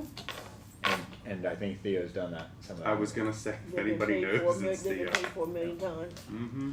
I think it's safe to say that at least 45% of the homes are free and clear, based on, pick a number of 60 Probably grand. more than them, more than that. I think in Probably the last more. study we found that and as they were sold back and forth between owners, they were bundled all together. And literally, it took between 4 and 6 years to pay off a mortgage on almost all of them that are bundled. Well, at that appraised value, for Yep. sure. Especially if you buy 5 or 6 of them. Okay, so, So even these multifamilies, Yeah. you're 7% in the brown all the way over on the right. That's Yeah. going to be your Ocean Isle. That's going that's to be the your really big ones. Oak Hill. Well, maybe not Oak Hill. That you know what I mean. But it's those. Yep. And Now you the can see funny there's a part huge about it dip. is that those ones that fall in the 6%, 8% from 300 to 6 million. Mhm. Now I don't want to guess, but I would surmise from experience that those are not the places that are causing us code violations, nor are they the No, it's parts that are not. causing us Calls police for calls for service. service. And let me tell you something else about this. From the $300,000 value down in multifamily, the average number of units per property goes from 2 to about 11, Mhm. and then 4 million group and the 6 million group, it goes to like 91 and 170 something. So that most of so those are huge properties. Those last two groups on the right are huge properties, and from that mark down, it's relatively small properties as far as multifamily goes. Mr. Boda, this is where what was the percentage increase that you said was on these properties? Was it 17 or 12? 12. It was 12. I'm just wondering, as a way of incentivizing or not hurting as much, I'm not sure, de-incentivizing, I'm not sure. Like with water usage and the tiers that we have in water usage, if these top 20%, I'm not sure, I'm just saying, what we've been hearing about these properties all week is it's going to be passed on to the tenant. But we know through Mr. Rudicel's market forces discussion and yours and a couple others that I've had is that because of the lack of vacancy, because we are at a high, I'm trying to learn from you, 1.4%. okay? That if there was going to be an increase in rent, they'd have done it already. If they thought they could get away with it, they'd have done it already. Now, the question is, I'm now under the impression that this increase is not going to hurt the property owner. But if they haven't raised the rent because of the market forces, does this give them, Right. you look what you did to us. Even though the money that they're making is free and clear, they're not reinvesting. Can I I just- share a piece of information that I think I've Okay. been threatened with by some of the property owners? They'll go further. They'll send a letter to all their tenants saying, look at what that mayor did. Well, And- they do that every election time, They've- and we beat them back each time. so They've don't worry threatened about to do it. that. You know, That is how they're. it's coming with a that's how they're 200, gonna do it. a 200% increase on your room, on each room. That's what they tried to. That's what they did in years past. Well, I think the other piece as far as the market, I think one of the things we've seen is with Salisbury University having more on-campus housing, and then there's more In the student university target, district. that it's lessened the number of people renting. And I think one landlord I talked to said that, 5 years ago they were 100% rentals, and they said now they're 50%. 50% students, 50% either families, or, so Regular folk. that's changing as far as who's renting. And I think that's actually, in some people, tenants that I've talked to who rented, saying that, looking at rentals a few years ago and looking at now, some of the prices are coming down because especially if it gets near winter, which is the best time to look for a rental, they just want to fill it before winter. So I don't know what the average is as far as what it is per month now. I know some people are saying it is going down. I haven't seen any The official difficulty markets. is that the 4% 1910 and 10 up to 80 to $100,000, even add that 5%, that $100,000. Right. Those are the houses that we need to turn back into home ownership. Yes. So the question really is what is the tipping point on the amount of fees? Because not only is there a increase in property taxes, there's also, when we get to water and sewer, Well, that there as well. My question is, honestly, is this property tax increase enough to make, because I think this is what, I believe this is what you're trying to do, stop me, or if I'm not saying it correctly, is that we're trying really to recoup the loss that we keep having on these properties that have to be serviced over and over and over again by code enforcement, by the police. If you want those to flip back to home ownership, we've got to get the landlord to the point where they say, for a house that's worth $40,000, this is just not enough. The question is the rent enough profit for them to eat it, or are the increases enough to make them say, I need to put this up for sale in the hopes that, and our hope that house becomes, I assume that's the balance we're trying to get. I Pay for itself and also, Well, I think in some the cases, incentivize. The incentive piece, I think we're offering, when we've offering multiple ways to do it, whether it's a first-time home buyer or an existing. Well, and so we've done that for a while, right? I mean, we're getting ready to come to council with an improved version of that, but we've offered the home buyer some incentive. But it really requires the people who own rentals right now to be willing to, and to have some incentive to say, yeah, I'm willing to get rid of this. Right. Which either it becomes financially unfeasible to hold on to it, which, I looked at the list yesterday. So are you talking about renters or the property owners? We're talking about landlords. Yeah. So it either becomes financially infeasible to hold on to it if you're a landlord, and I looked at the list yesterday. That's gonna be tough to pull off because it's a few people who own a Lot ton of of stuff, yes. properties. So you have to make it so that they look property by property and say, I'd rather take the cash benefit of selling this to the renter, and I'd rather take the cash from the city and be rid of that, which I'm already losing money on, than sit on that and hold on to it and just ignore the loss. I think you're gonna have to put them to a point where they're actually considering the value proposition of every single property.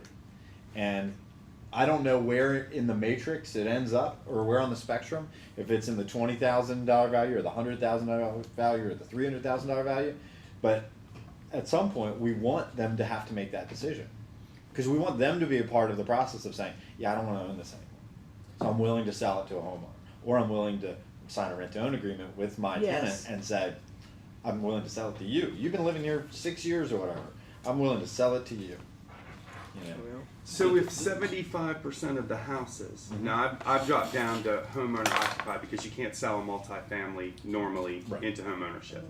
So if you go down to less than 20 or below 20% is 21%, below 40,000 is 19%. Yeah. 75% of the houses are valued at less than $80,000. Yeah.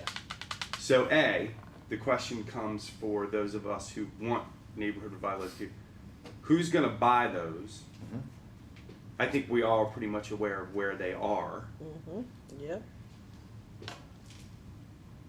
I'm not convinced that at some point, because Keith, 1 cent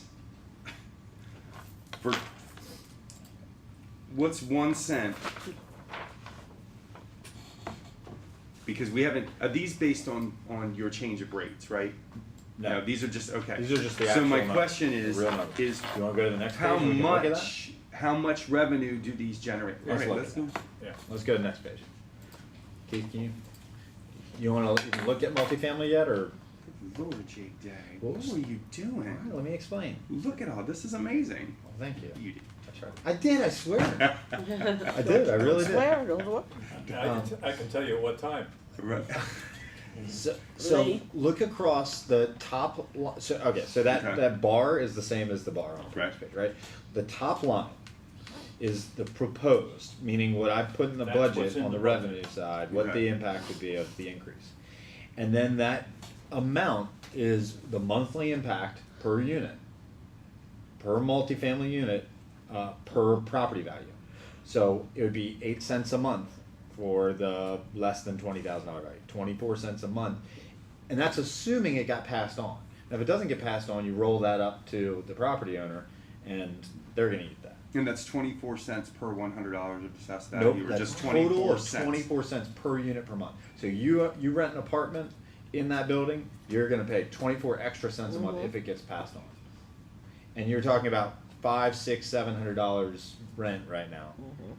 So I'm sorry to say, and I'll put it bluntly, if anybody says that's They're gonna, passing it on to the. they're gonna be passing on, it's gonna hurt somebody, Somebody. the person saying that's being dishonest with us. It's not gonna hurt anybody. Unless they decide to do it anyway. Increase rents anyway, Yeah. regardless. They're gonna do it regardless.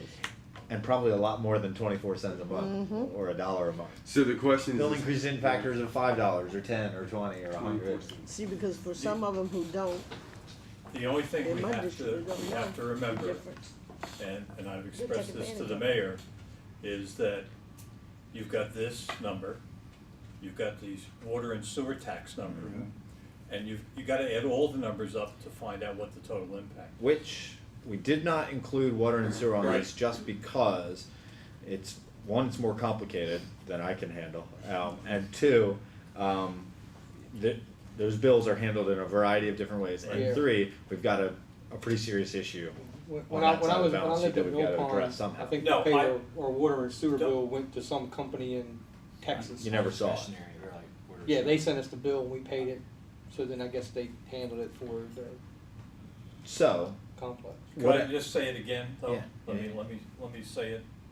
Yes, it's non-discretionary, I agree with you, because we have to do it because of things we did in the past. But to the person who's paying it, it don't matter. Right. So if you go down to the end of the first line, yes, those places where there are hundreds of units. yes, That's $4.87 per unit. that's exactly right. And so the yellow arrows indicate that in every scenario proposed, there would be an increase. Right. So the universal, that second line, what I'm showing there is, what if you just flattened everything out and just like we've Divided done by the in number. any other year, and I think it's like a $0.015 increase overall, or it's less than 2 cents Right. increase overall. Okay, just to give you an idea of what it would amount to. And then the other four are varying degrees of alternatives. Coming down Just, a little bit. different each way. pennies, here and there, but always balanced on the revenue side at the end. Always adds up to the same The number on the number end. we need.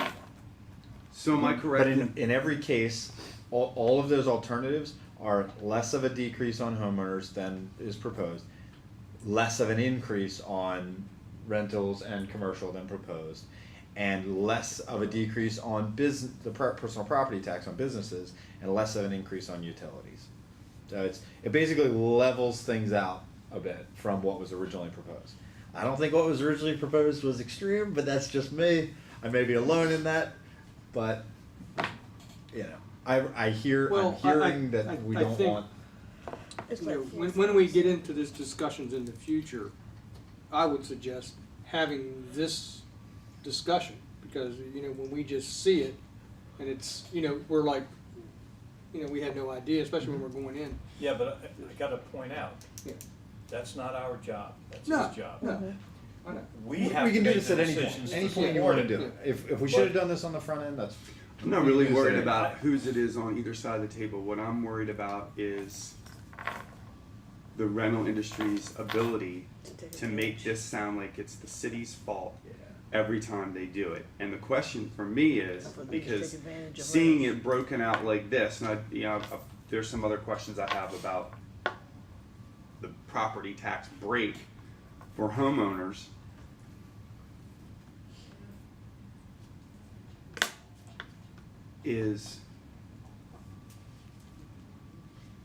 Are they going to pass it on anyway, even though, You mean even if it doesn't happen? no, Will there be increases? I mean- Probably are every year. I know, and I'm wondering if tenant ends up being the unsuspecting victim Yes. of, we did the Yes. right thing, because in the end, you're making so much profit, you could come in and take it out of your wallet and give us the difference. But you're gonna send them a notice and say your rent's going up by 15% because of the city of Salisbury. And the question really is, for me, is not this chart. It's the public statement It's being made. That the That- landlords are gonna make. that we're going to make to preempt them saying that Oh. this is Right. this is our fault. So which is why, instead of showing you the effect on properties, I'm trying to show you by unit, because if they're going to pass it on, if we're gonna believe that, and if we think they're gonna do it, then let's look at the Right. impact on. So let me just ask you this: so if we were going to rebut it, and basically the highest is those people or any of these people, somebody calls you, calls me, calls Mr. Heath and says, I just got a letter saying my rent's going up $150 because of what you did. You should be able to pull this up and say, what property are you at? He tells you How where much it did you falls. bet? How much did it go up? How much did it go up? And you're going to say our tax increase cost you at a property that was valued at a little less than $150,000, about $1.01. Is that a month or is that a year? That's a month. That's a It's month. dollar. So $12. The tax increase that we passed made your property go up $12, and they told you they raised it at whatever. No, I can do that. You should hire a person just to do that all day. Can we hire you to do it? Can we go in a heartbeat? Can we keep, look, Go. I wanna see the impact on. Next or slide. go- Yeah, let's go. Okay, This so is next, commercial. next slide, commercial. About 60% of the value of the total real estate in the city is in this, category. And you can see a lot of it is also in the relatively small, and we're not talking about, it's not the Cadistas, I mean, they're up in the The mall or 4%, anything like right? that, right? Yeah, the mall. In fact, I think the mall and PRMC are both in like the $100 million range. What about Purdue? Probably in the $2 million plus category, Okay. that top 4%. Uh, The proposed impact This is is net of all taxes, so including their personal property and inventory. So you'd see a 15% drop, or excuse me, a 15-cent drop in the $20,000 and less. You'd see all the way up to $1.15 drop. So it's slight, and it's a little higher in those middle categories in some of them, and that's just because the personal property tax benefited them better, and the real estate property tax benefited them less. And then the next universal, you so can see. let me ask yeah. you this: your other alternatives actually raised the tax. Yeah, it does. But yeah, and to varying degrees, and it's just because I was trying to level out those. And, we might be able to play with those a little bit. Because not everybody who has one of these has personal property Exactly. taxes. These are just the averages by. That was really good, And Jack. that's a great question. That was really good. You're scaring me. Somebody. Somebody's paying Don't give attention. him credit. Yeah, that's right. So not everybody, but those are the averages. Okay. So you see the 15-cent drop for a $20,000. Some of them might see a bigger drop. Some of them might see a slightly larger. It'd be the same effect on on the last category we were looking at. Those are the averages. And I broke it into as small categories as I could instead of listing every property. And then the alternatives 1 through 4, you can see that it's a slight increase. Alternative 1, I guess, being the highest. How long did it take you to do this? A while. I'm no Keith Gorger. Can we go to the next? The next, homeowner occupied. The proposed, and I actually messed with the trash rate too on this. You can see it on the right hand column. The proposed would see a decrease in real estate property taxes, and an increase in trash of the $3.33. So all the way at the lower end, you'd still see like a slight increase, and then on the higher end, you'd see a slight decrease just because the trash is flat across the board. But that's not water. That's right. That's No, just Trash. trash. doesn't include water, You didn't see just any including water. trash. Did you see water there? Why, sometimes the utility is all stuck under trash, depending on Mr. Cordry's state of mind I, that day. I just included. You're gonna stay trash. off of Keith, I man. am. So, what I'm trying to figure out is, and what I don't wanna do is put anybody on the spot. Because those of us who are in the left-hand column, left-hand side of the chart in terms of property value, might be different for other people in the room or other people in the city. So, I'm gonna say this out loud. I don't need a property tax decrease for what mine is assessed at, but that doesn't mean that there are people who we are trying to keep here or trying to attract. lure here. My only difficult problem with that particular statement is that for what's available for people to buy, it's also the left-hand side of the spectrum up in the rental category, which I'm saying is very hard, I believe is very hard to turn back into home ownership. Anything short of, we buy the property and we give it to you for $1, because that's, to It's me. happening though. It's happening. We get them to come into they come in the office and they buy properties that are rentals. It's rare. It happens maybe a dozen times a year, but it's happening. But I think you're right that just changing the rates is not going to be the only thing. I think we have to create the incentive for the landlord in order to get there. Right. And we also have to address the issue in the neighborhood. All right, that's okay. So, if you just take me, and Keith, I don't know what you could say is the average property in Salisbury. It's Where is it? 50%, right in the middle. So, so the average property value is like $148,000. Well, it takes me out. You know what? That takes me out. So- I mean, I would use mine as an example because I have no problem because it's all public knowledge. Because I think it's different. The different scenarios are you have a house that isn't assessed at that much, and you're a low-end water user. But you go around the corner from me and you have a house that is assessed basically what mine is, but there's 4 kids and their water bill is 3 times what mine is. Or if you go to a PRD or a newer section of town, you know, what you learn when you walk through, Village of Tony Tan Creek. I didn't want to say I was going to go across town For in one that was example. just like it, you know, Avalon, the rest of it. What those houses are assessed at, I need to find out whether or not a 6-cent drop amounts to anything, and then for the whole budget thing, because to be perfectly honest with you, I wouldn't even gotten the other page. I'd have gotten to the big numbers and then handed it up and said, do what you like, you know, with this. So I'm trying to figure out, from my perspective of my house and low-end water user, I don't need the break. And here's the thing. It's not I can't necessarily believe I'm saying that out loud right, in but public. but think about the scale of this. The scale of this I'm is not not. running We're not for talking anything about like a 25% drop in tax. Right. We're talking about a change in mindset for our tax rates to reflect our values and our goals. To say, do we want to value homeownership? Do we want to incentivize it? This is the direction we're going to have to go. Now, I'm not saying start slowly increasing, tax rates on landlords and decreasing taxes on homeowners. Well, Maybe- over the last 2 years, we've had our way with them. Let's be clear. But I mean, Doubling of the rate. I'm not saying that that's bad. I'm saying that. I think we have. But from I a think. business standpoint, we had to. But when I think about what's available in property to turn into home ownership, And I would like to find out from Keith, is it better to buy them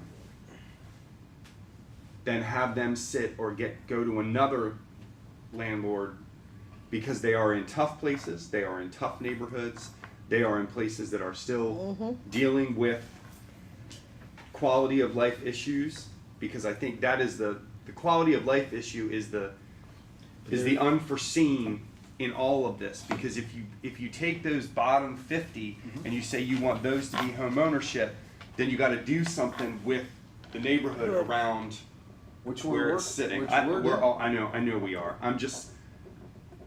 I'm afraid that what the landlords will do is raise it anyway. They are.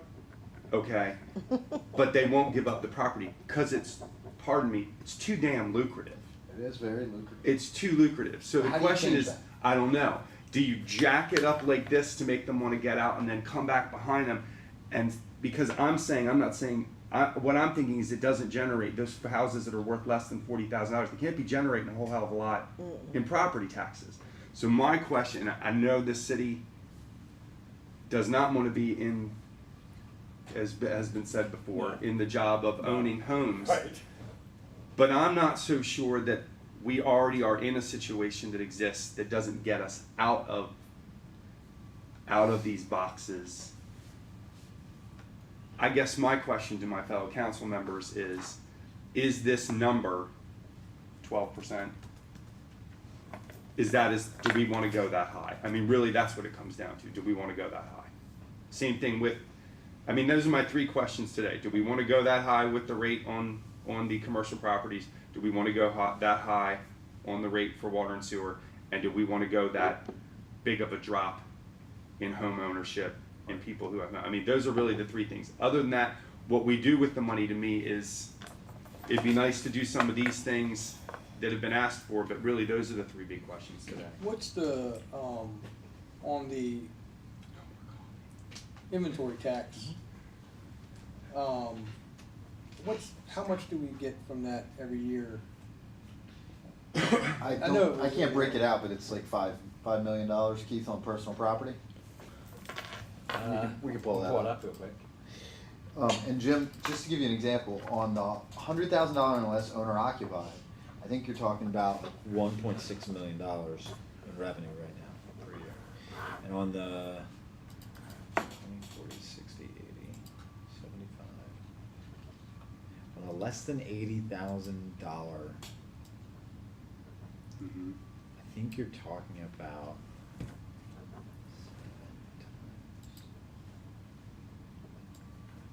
Are you doing it in your head? I don't even know what. So the, I just to live like the that. total personal property is $6 million. 6 million? Yeah, now that's not inventory, that's the whole gamut for personal property. So that's equipment, inventory. Yeah. Yeah. I think it's like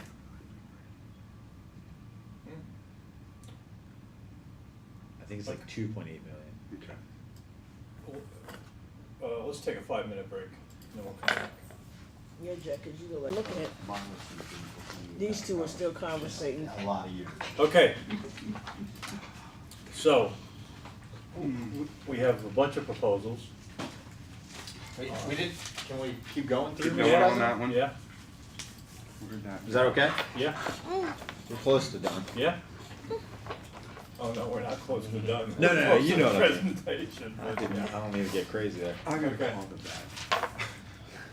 back. Okay, so in each of the alternatives here, you can see the effect of the tax rate on the left-hand side arrow, and you can see that it, in the universal increase, it goes up slightly, and then in the alternatives 1, 2, and 3, it goes down again.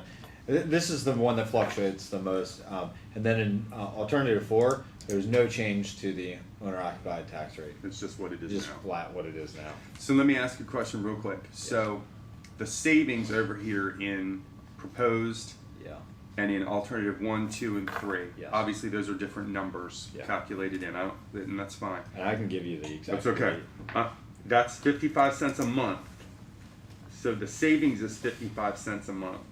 I'm trying to follow. Is that you. correct? Pull- I'm just going What are you looking- alternative 1, less than $60,000, Which- homeowner 10% of the, Which screen are you on? What page? that one. Right there. Mhm, where you're- right here. 55 cents. Right where So you're- I'm I just- see, 50. I just went to Okay, right all there. all right, yep. So okay. if it's 55 cents a month, Uh-huh. that's $6 a year, a little over 6 you save. Trash is going up 3. 225 on that case. 225. 225. No, that's 225 a Where quarter. am I at? No, it's 225 a month. I applied it a month. You did it a Oh, month. I gotta go back. I think, right, Keith? Isn't that what it comes to? Well, the total is 19 and a quarter now, and we're Hmm. proposing to go to 36. Yep. It's a month, Jim. So this is a month.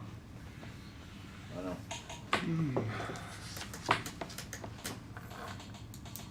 Okay.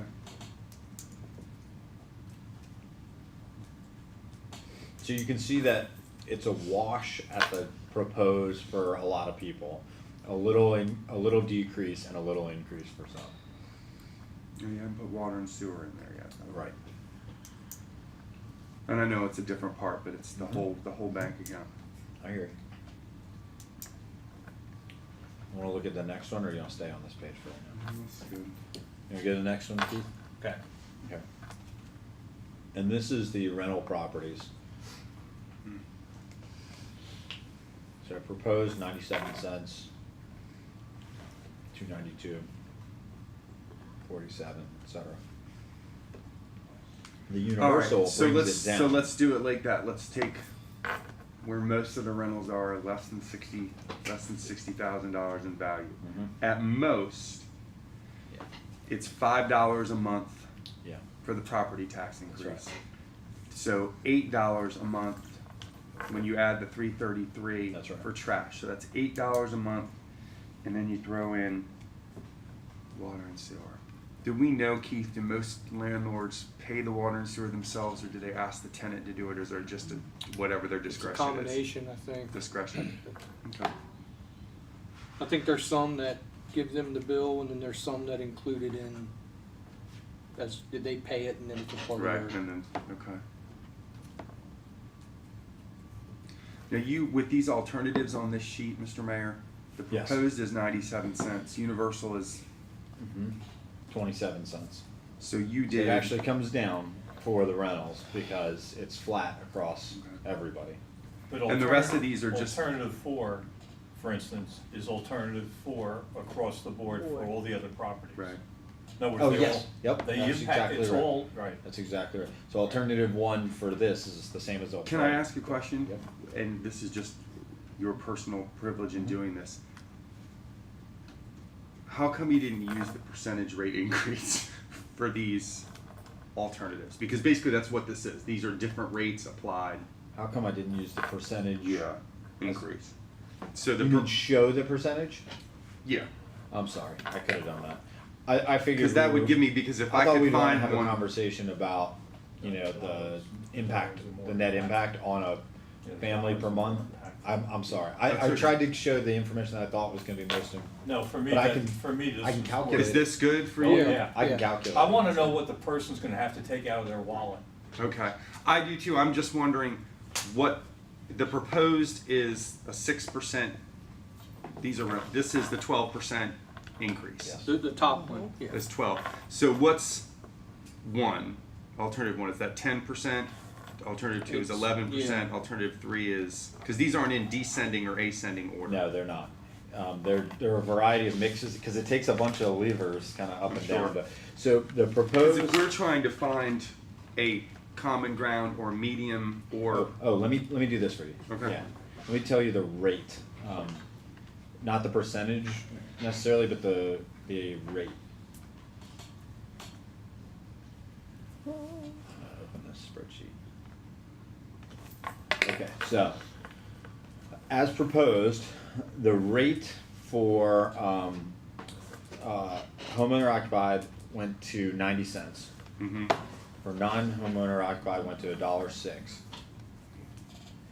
The rate for businesses on personal property tax went to 20 cents. And the rate for utilities and railroad, You mean it went to $2? it went to $2, I'm sorry, 2.00. Right. And, the rate for utilities and railroad went to 2.33. On, the universal, it went to 97.6 cents across the board on real estate, and $2.50 across the board on personal property. $2 and what? 50 cents. 50 cents. On alternative one, it went to 92 cents for homeowner and $1.03 for non-homeowner. And it went to $2.20 for businesses and $2.60 for railroad utilities. On alternative two, went to 93 cents and then $1.04, and went to 210 and 265. I'm sorry, that Yeah. you're past the point of Okay. trying to write all Gotcha. that stuff Okay. down. Oh, I'll be actually- honest. You got it? Yeah, You want me to keep going? Mirror. Yeah. Mirrors All right. got it. I ain't even trying. What did I give you last? Alternative. Alternative 2, we're on alternative 3. Alternative 3, 94 cents and $1.02. And 220 and 270. And alternative 4, 94.32 cents, the same as we have today, and $1.01. And 220 and 280.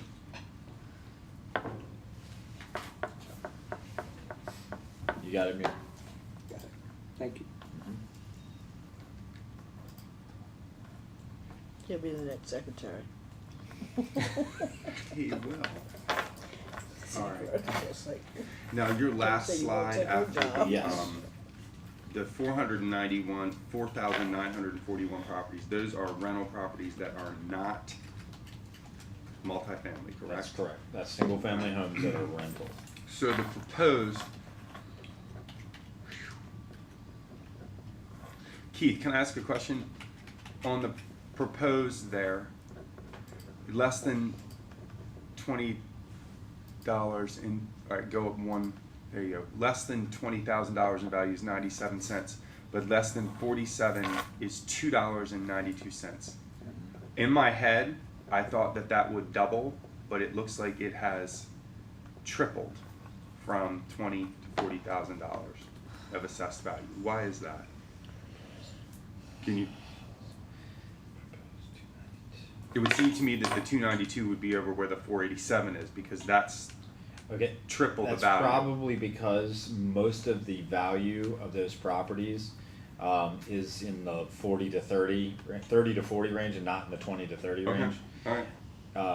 I didn't do it on exact, and then take the That's average. fine. It was, I appreciate it was it. on the actual value, and then I just divided by the number of properties in that subcategory.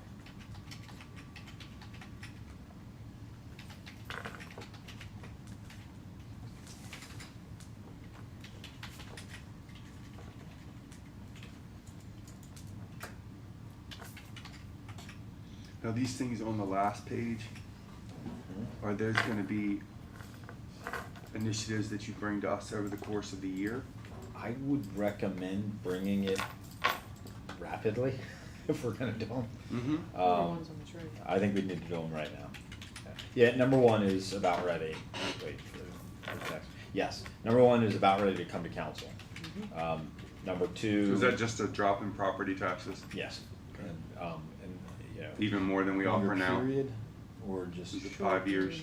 shorter period, but it And it's a improves. tax rebate instead of, Tax deferment or tax? yeah, something.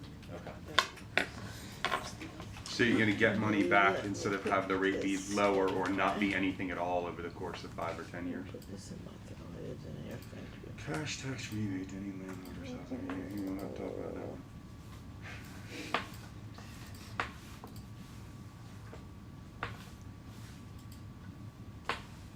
And the other 3? Yep, same. Those are all things that we would need to finalize and bring to you.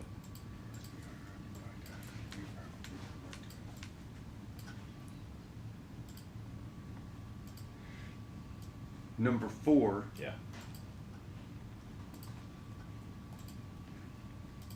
it would seem to me with the prices of our rent that 10 years is entirely unfair to the tenant. Okay. I don't know though. I think Any most- thoughts?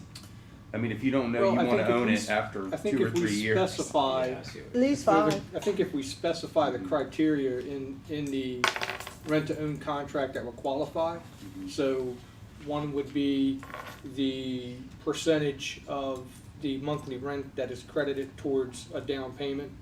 I think that's one piece of it. And then maybe, I don't know if it's something with, as the contract gets further in, does the tenant become more responsible for certain things on the property? I mean, there's different things, depending on the. Or on the some sort of contract. obligation of the tenant to, Mhm. like, at 2 or 3 years or something, you're locked in, or you lose your down payment if you decide to Mhm. move, like. Yeah. you just- Yeah, Okay. You said 2 or 3 years? I just remember telling, go ahead, me. I don't know, something like that, something to lock the tenant in, because otherwise the landlord and the tenant are gonna sign an agreement. And this tenant starts paying in, you know, you're not gonna get that money back if you decide, oh, no, I'm gonna up and move. You know what I mean? yeah, the idea is for them to To stay stay in there and and then- purchase. Yeah, yeah, and typically the way that some of those contracts work, the first couple of years, a larger chunk of the rent is credited. As the longer they stay in the contract, that credit goes down. So the incentive is for them to, as quickly as possible, go to the bank, see if they can get a loan. And when they go, they all, banks also say, hey, how much did you make a down payment? And the landlord can say, well, this is what they've paid. So, the more they've paid in, the larger the down payment looks on paper. That actually really helps you a lot when you go, because then it shows there's already equity in the loan. Yeah, but credit helps too. Yeah, Well, and this, Well, this is and then what, there's but this other- alleviates the credit need. yeah. That's the benefit of this is you can have bad credit and you have to rent and you can't get a loan from the bank. So have a rent-to-own agreement if you want that house. Yeah. So you have a rent-to-own agreement. So you've got a property that you are building, You're vesting in. you're vesting in, and I don't say you're building credit because you're not necessarily building credit. I mean, you're paying your rent, but But you're building capital Equity. towards Yeah. your building down capital, payment. which You're building in equity. Equity, to a that's house. what I You're said, building in equity, yeah. right? Which at the end of that period, you have that significant down payment, that you can say. So you're saying after 2 years? Then that landlord is then obligated to settle. They're obligated Yeah. to go to the bank, and whether it's owner finance, that's not really the question. And I think we could say, here's what. Well, there's different types too. There's property owners who will self-finance too. Mhm. So it depends on the contract for sale at that point. So you're saying after 2 years, if the person Well, does It- not decide to purchase, there is a penalty? Is that what you're saying? You don't get your, if I don't know how rent-to-own agreements Okay. work. Yeah, I don't mean, know. typically- I'm guessing that you typically- lose some Yeah. If you- deposit. Like yeah. it would be a non-refundable. yeah, typically you would lose the credit if you decided I'm gonna move. but Yeah. that's if signing that agreement when you first go, There's termination They clauses. would put in it there. in an escrow account. Yeah, and And that's have what it I'm saying. sit there, and if you didn't fulfill your obligation, that escrow account would go back to the original. That's generally how. I think, I understand, the landlord and tenant getting into their own agreement is their thing, but I think if we're gonna say we're offering the landlord a tax break for filing that agreement with the city, there's gotta be some strings attached. We have to, or there's gotta be some We have to borders support it. put around it. There's gotta be some boundaries, we have to say, you have to finish it in this amount of time. You have to sell it in X number of years. The tenant has these obligations, the landlord has these obligations. Otherwise, who knows what'll happen? We'll say, yeah, I signed a rent-to-own agreement, it's 20 years long, and they'll probably never see it. See it, yeah. I think we have to define the expectations, if that's gonna be an incentive. I also think that as a business person, if you fix up a house and then rent it, you would like to get your money out of it if you have a rent to own before you start to have to put dollars in for repairs, which then is an incentive, because once you turn it over, you don't have to go, you have no more responsibility for the house as a business guy. So I would look at a 10-year, 15-year at tops, because I wanna flip it before it starts costing me a lot of money. Okay. I So mean, there's actually an that's from- incentive to in my everybody to head. keep it a relatively short period of time. Right. Okay. Okay, so let me just summarize what we've looked at. You put it Any of these somewhere else. alternatives cover the existing money that's in there as as for the revenue piece. Yep. Which And- means we're still $400,000 short. Nope. It covers like $200,000 more than the initial. Oh, it does? Yep. Cause I made the numbers when I already figured we were gonna be about $200,000 off. Oh, So, okay.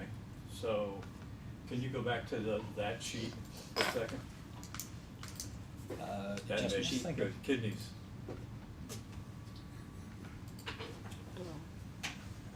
Go to the bottom. I can add a line that represents that 200 up there.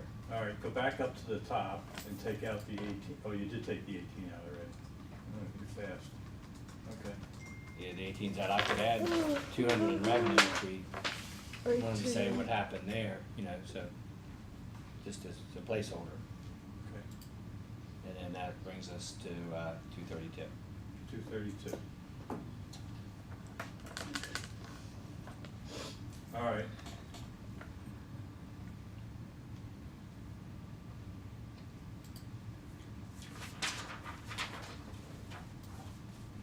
I'm not suggesting this. I mean, you can look across and see which of these has which impact, but, you know, of the alternatives, you know, ignoring the proposed and the universal for a second, of the alternatives, alternative 4 has kind of the least impact on people. It's the smallest amount of impact. 5 cents, 50 cents. Yeah. I went over Zero, them. you know, no change in Sheet by homeowners, so sheet. they don't get a cut. Right. Yeah, there's advantages and disadvantages to all of them. Yep.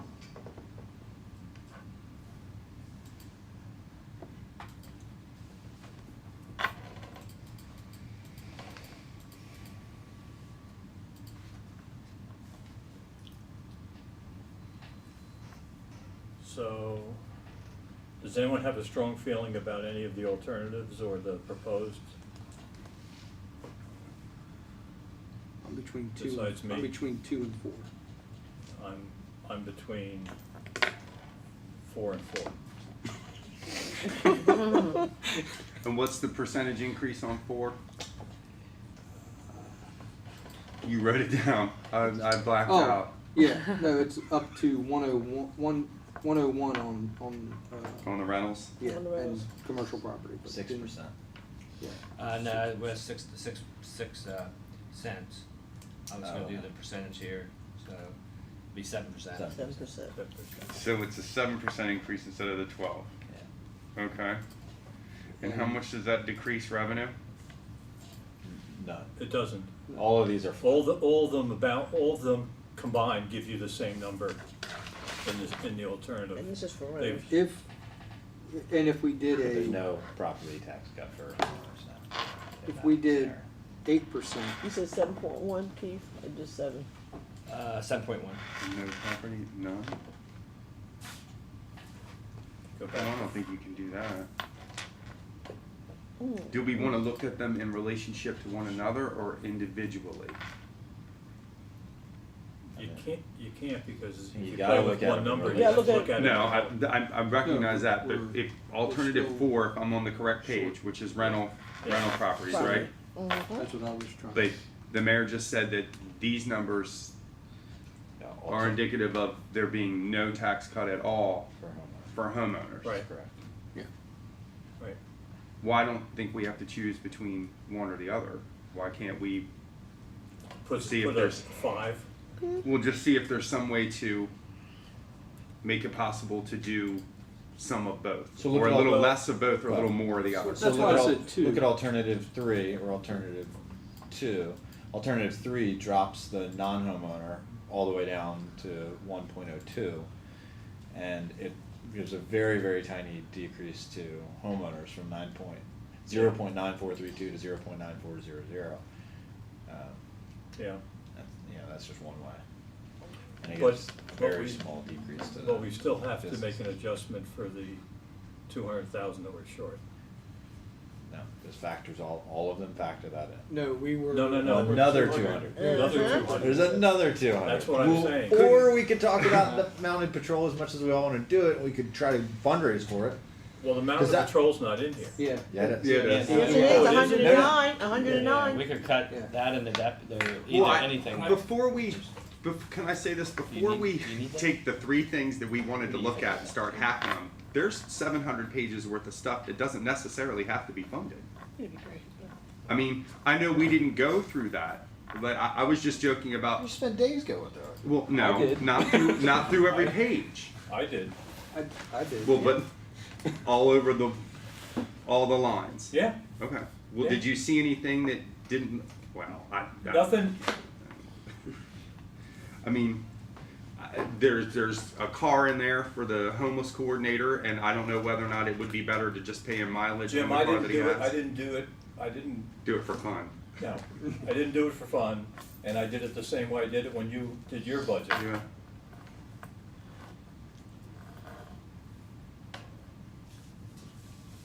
So I brought you back to that Is there page. is there consensus from the group on the increases in pay for all of the police department? That would be the third time now in the last 10 years that significant amounts have been put into certain lines, and that a new pay scale, I mean, I'm just asking. If you're gonna make choices between horses and people, I'll take people. Well, I sort of meant it in conjunction with I'm just the putting it tax in rates practical and what's and there. I'm just saying I don't wanna choose between police officers and police horses. But if we weren't making that comparison, there is the comparison to these tax rates.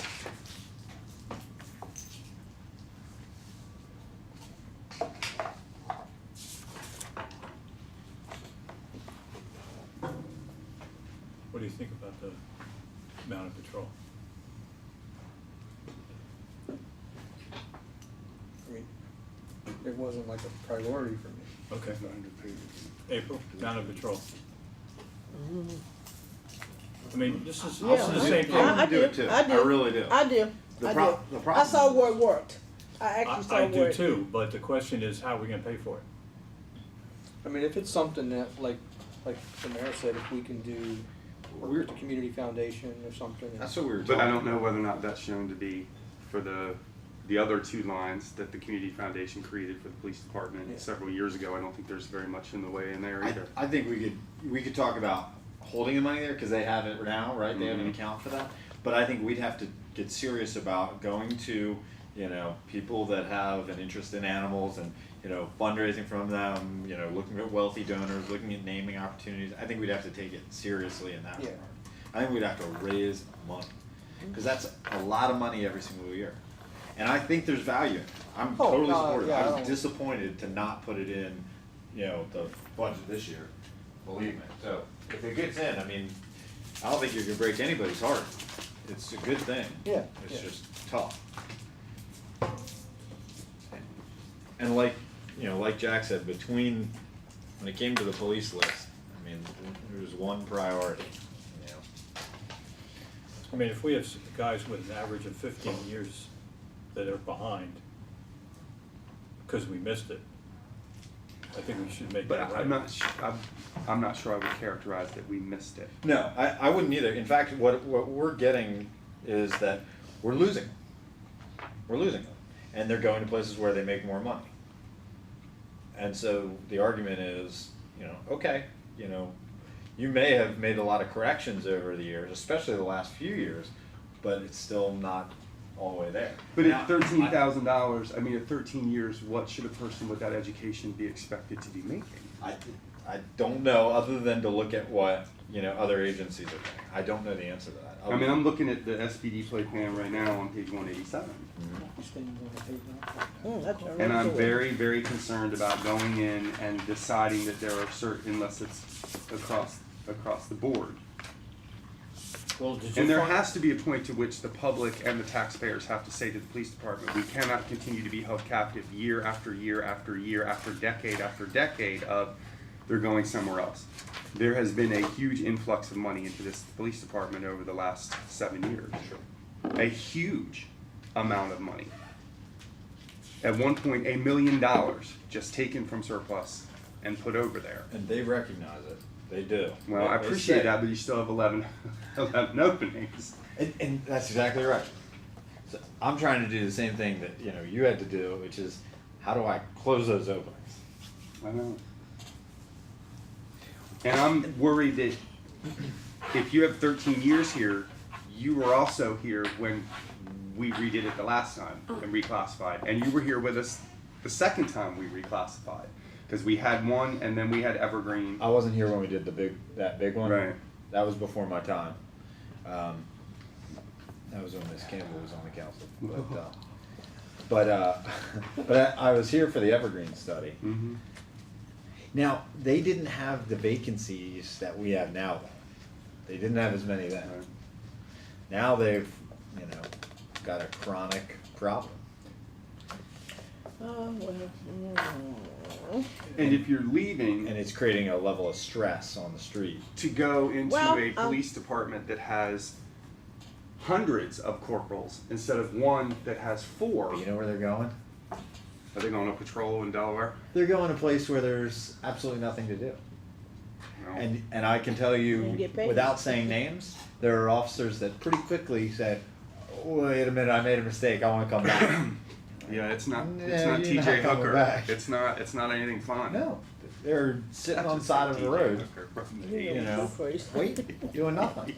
And they are usually, Or Hill Street Blues. sometimes Not that fun. Middle Worcester disappointed. County. That's right. They're sometimes disappointed with whatever county to the east of us that they might have gone to So work for. Jack, what are you saying? I Is that know what you, I nine- know you don't like to hear the word, and we've used it a lot, that's all market driven.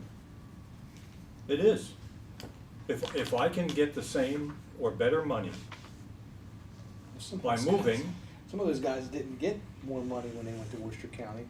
They got less money, but, you know, They- the one but thing look they what got they're- was, oh, I got a take-home car. right, Well, Worcester, they actually all made more. Mhm. But there was an officer that went to Pocomoke who made less, there was an officer, and one of the other things that, officers who have moved to Worcester County, there were promises of, okay, here's your wage, but you're gonna get a promotion within 12 months, and then you're gonna get this, And they did guess get it. what? Didn't Those get it. things haven't come to fruition. right. So there will be Promises another group of police officers that get between 2% and almost 16 or 17% raises. Where, for us? Yeah. Well, so the pay plan that is in the budget, Mhm. exclusive of that 40,000 and the 18 or so, everybody's between 4 and 9% who, in terms of increases, but some of them are at the lower 4 that should have been in a little bit higher, in my opinion, because of their tenure. And we had to draw a line, you know, in terms of batching them into, because this also moves them onto a step that is closer aligned to their years of service. Not exact, but it moves them closer to that. Because one of their concerns is, you know, I've been here 25 years, she's been here 5, and we're making the same amount of money, and I trained her. And that's, okay, so we're correcting that, and we're kind of spreading a little bit. My concern is some of those people weren't spread accurately, especially from the corporal to the lieutenant rank. And the PFCs is perfect, it was done correctly. Captains, there's only 2 of them, they make the same amount of money, and, you know, that's all there's is to say about So that. how many years does it take to get to corporal? 6 is the minimum, but it usually takes, because there are no openings, it takes a lot longer. It can take 15, 18 years. And usually testing multiple times to get there. Because there's only one opening at a time when, you know, in a corporal position. But this pay plan that now has the senior and master ranks will create an opportunity for them to have forward progress. And I'm not saying, you know, remove the ability to complain, but now you got a bunch of places to go on your way to corporal if you ever want to be a corporal, if you ever want to be in a managerial position, which they don't have to be. So.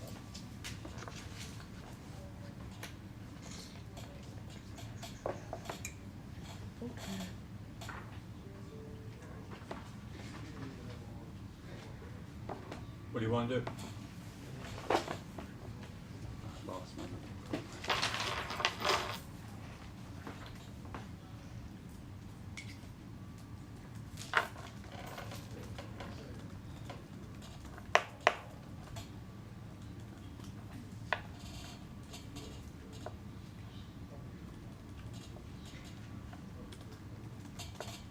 Is our goal to balance out the increases and decreases, or is our goal? To come up with a balanced budget.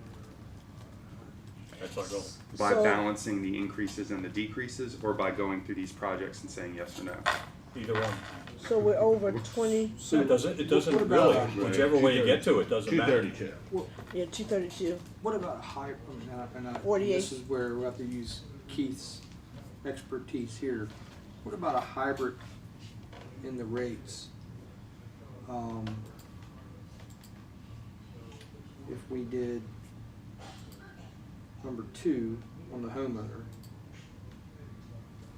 You can't split them without making adjustments, because the twos are all connected. Yep. well, that's what I was gonna see if he can't, oh, Because then you gotta adjust each, you have to go back and adjust Just each smaller. one. Well, so a penny is what on, that's what I was, A penny is, are you talking about homeowners is Or not. $28,000, 28,700. yeah, there you so for non-homeowner is what? Here's 150. So, Oh, you're talking about just in that rate? to meet the gap, but still do a decrease on home ownership.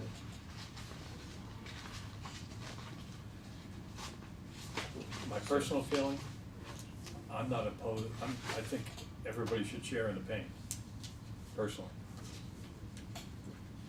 So if we, let me ask this question. So if we didn't do, and I'm not saying this, I'm just saying from a starting point.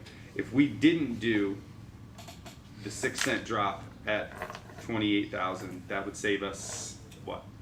That would put how much back in if we didn't give that break? $180,000. if you, number 4, look at number 4, yeah. So if you just did that, the .9432, that's, yeah. .9432 would be the no drop. Okay, I'm not not worried about that. I'm saying, what does that put back into your budget if we do not give that tax break? 20, yeah, right? But it's 6 20 is- cents. Right, 20, no, it's 6%, it's 4.32 cents. It's 4.32 cents. Because it goes from .9432 to So it's .9032. $100,000. I think so, yeah. So Little my more than question to you all on this particular one, without talking about any of the rest of them, is 6 cents to not raise $100,000 worth it? I mean, it's kind of, it makes me want to cry that that's what 1 cent or Good deal. 1 cent does is worth on homeowners in this town. That almost makes me cry. So my question to you all is that, is it worth doing that 6% drop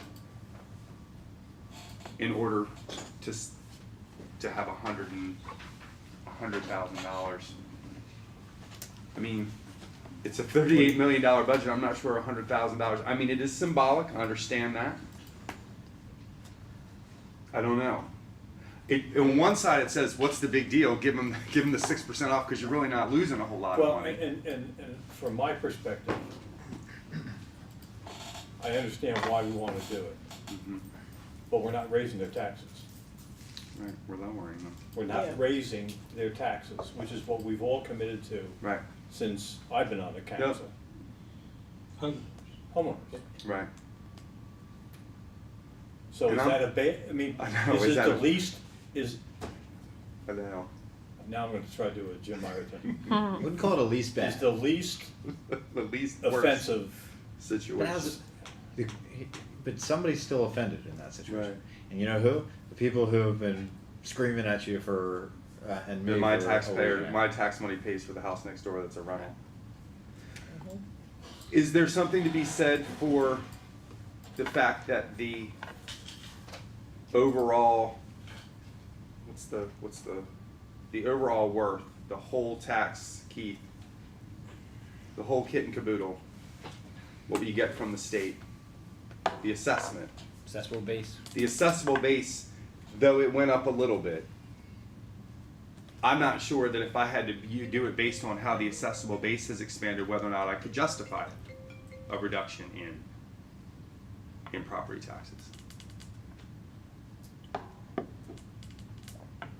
So again, I'm not sure what we're doing. Are we doing one, the other, and then the water, or are we trying to do them all together so that they sort The of? water and sewer, we have no choice, in my opinion. We're in a deficit situation, which we can't have. May I ask this question? All right, let's. Why we're here? We'll stay on. I can answer why we're here. What, do you want to stay on property? What do you want Let's to do get- first? Let's Get do property. let's do the Okay. property Should be tax. 2.5, not 2. 2.5, because that was universal, it was flat across. It's 2.5. Now, what the news will say tomorrow, and I'm going to put it out there because I'm not really worried about it, is council That would've erases been an biggest tax So, yeah. decrease in Salisbury's history. Only tax decrease. That's not the only proposed one. I proposed one. Did you? I mean, it was But 3%. that's not the story if, so here's Well, the it'll be thing. the story from that. Not necessarily. No. Because, so I Landlords think, saying that they're passing the cost on, that's going to be the story. yeah, I think at the universal, that could potentially be the story. Because then everybody sees an increase no matter what. Now, It's just not- so- it's modest. Just so you know that the personal property is at 221. So the percentage increase to the businesses would, there'd be a personal property tax increase of 13%.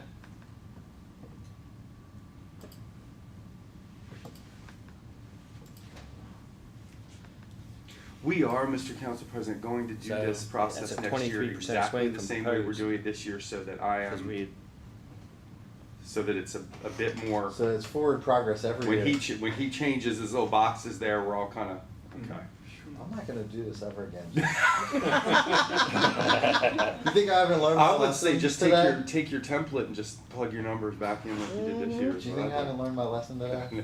Man. It would have been just simpler to do the universal and then never ask questions.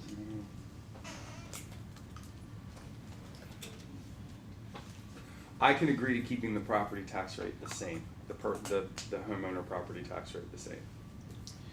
Is that what we're waiting for somebody to throw their card on the let table? me just say this about number 4, is if you did that, Jim, if you kept it the same, it is also the lowest increase in non-homeowner occupied. I still am not convinced you can't, we can't take them one at a time.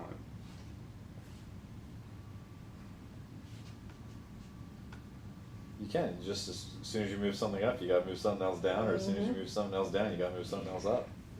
So, there are 4, see how it's number 1 through 4? You can number it 1 through 75. You just keep doing this all day long. I just tried to come up with some. And then we become really- Keith Cordry and we Yeah, I get just- the parking space. I came up with, the 25%, 50, 75, and 100, the quartiles basically. See, this is when I wish I was back in the private sector, when I would go and look at the sales guy and say, you gotta get $1 million more in revenue, and you've gotta cut your expenses by Right. $30,000 a department. I don't mean to sound You callous, can't but do if that. we came up with 2 numbers and then pass it, I hate to do this, to pass it back over to the mayor and say, you figure out what you want to do with this. Because I feel like, honestly, I'm being asked to choose between 3 things out of this entire budget. But basing an entire tax rate for homeowners and non-homeowners on my decision about which of these 3 things I want to keep. And I'm actually trying to just ignore these 3 things now and find out where are you looking, would. Amir, are you looking for a balance? Jack, are you looking for a balance? I'm looking for a balance, but I was looking to do some of those things, create a gap where we can have an Put the list incentive back up. for the other plans that we have, and if, man, I'm gonna get slammed for this, but even if we wanna raise the non-homeowner occupied up a point or 2, And create and then that still creates an incentive. I want an incentive in there for the path to home ownership. Not punish people out of business, but, create a little gap in there And I like the idea of, you know, the other piece of that for me is looking at the trash rate this year. I mean, at some point in the next 2 years, we need to step into, it's gotta pay for itself, because we're still subsidizing it. And I, you know, and I understand that that's a piece of it, but that's kind of what I'm looking at as far as, you know, these, you know, and, you know, breaking it down by month, you know, I think we're able to, it helps with the thought process. This probably saved us 7 hours today, you doing this. I propose that we Try to do take it. the mountain patrol out of the number for this year and try to do it next year. Add that to, Well, let me suggest to Jim's point, to Demir's point, if you added 1 penny to the non-homeowner rate, let's say you took number 4, no increase to homeowner, and added a penny, made it 102, that'd be 100 and what, 50, 120, 150,000. So that would cut that gap down 50,000. If you took the horses out, you got it. Then you actually have a little upside. You got a and little we could upside. have the charge. You could give us the charge to this year. You need to start fundraising. I like that idea. And try to get it on the streets this year. Yep. and that, If we can get it, And if I we could get give it the through chief that funding. directive. Right. I mean, that's just one option. That's just one idea. You could actually probably start at the Safe Streets event, Yeah. National Night Out. There's no doubt that it would be a good thing. Have a donation bucket. Do For a, real. do the If boot people thing. don't, the yeah. mayor for $5. But no, but and- just, yeah, oh, he got don't. No. Don't. No, I that mean, would have have a- worked a couple years I was ago. gonna say, Jim. I was gonna say, Jim, you willing to? That would have worked fabulously a couple years No, ago. but just, volunteer? Cashier checks only. That's right. have a booth set up for donations, just Yeah. people No, come we in could- at National Night Out, people put donations, start putting donations in from there. I think we could find the funding for that. Have a horse I don't like this. and give them pony rides and influence the parents if they, or have a pony What ride are you and feeling? have the I parents. don't know. I hate Hey, linking it to like a these dollar. 3 things. I don't It think drives they, me I don't think they nuts. are at all.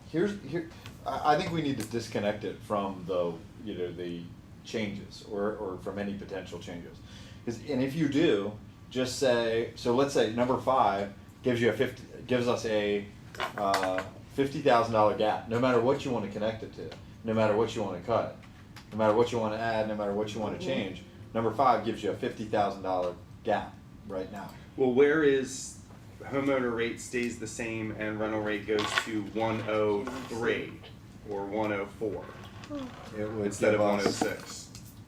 Well, there it is at 102. Homeowner rate stays the same and goes to 102. So it's number 4 plus a penny. And that puts us with a $50,000 gap from where we are today. Just as another option. I could live with that. Mhm. Yep. And 102, if you pull up the spreadsheet, or if you pull up the presentation, Yeah, I just wanna see Yes. if it was it your intent to make this 221 what it is today, so it would be no change, or did you No, wanna it'd be reduce it by a penny? Reduce it by a penny. Okay, I just wanted to make sure I knew that right. Gotcha. I was just working with those flat numbers, 220. I gotcha. Okay. Okay, take them out of police out. Just wanted, I wanted to make sure I didn't have a typo, so. So 102 is alternative 3. So that's 64 cents, $1.92, $3.20. And that's reducing the trash to the lowest rate. Right. So $1.67. So the lowest trash increase scenario. And that's what, to 31.76 per quarter from 25.65, if I'm looking at the page right. It's $1. Is that one? No, let me do it real quick. It's $1.67. It's No, $1.67 a okay. month, Mm-hmm. which is what is it today? $19? $19.25. $19.25. Ouch.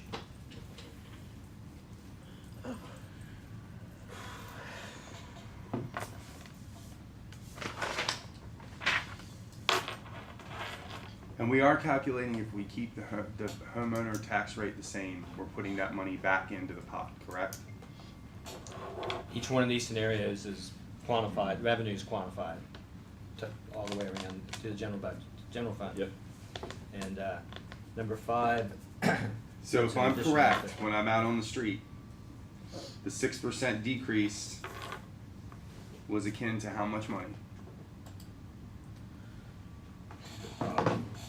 So it was Because four- I'm still having trouble with Right. the largest tax decrease in Salisbury's history, because if it accounts to $86,000, I'm not exactly sure how that jives, but could you tell me what that number is? It was 0.22 times 28,731.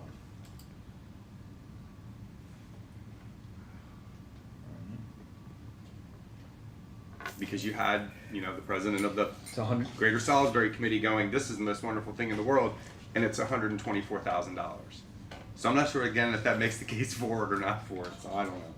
But again, if our values No, are it- home ownership, that's what's cheap. But $124,000 doesn't incentivize homeownership.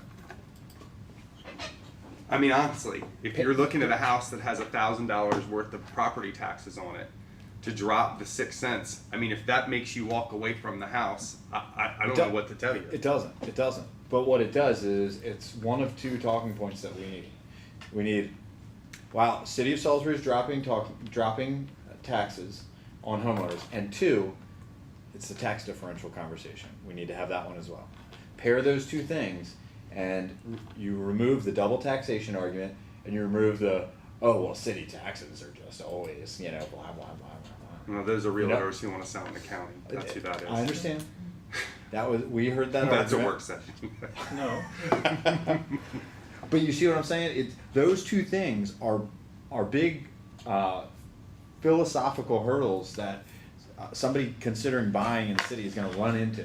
And maybe it's a realtor who says it, which I think is unethical. But maybe it's a realtor who says it. Maybe it's not. But that's something we're going to be up against, and we are up against when people are considering where they're going to buy.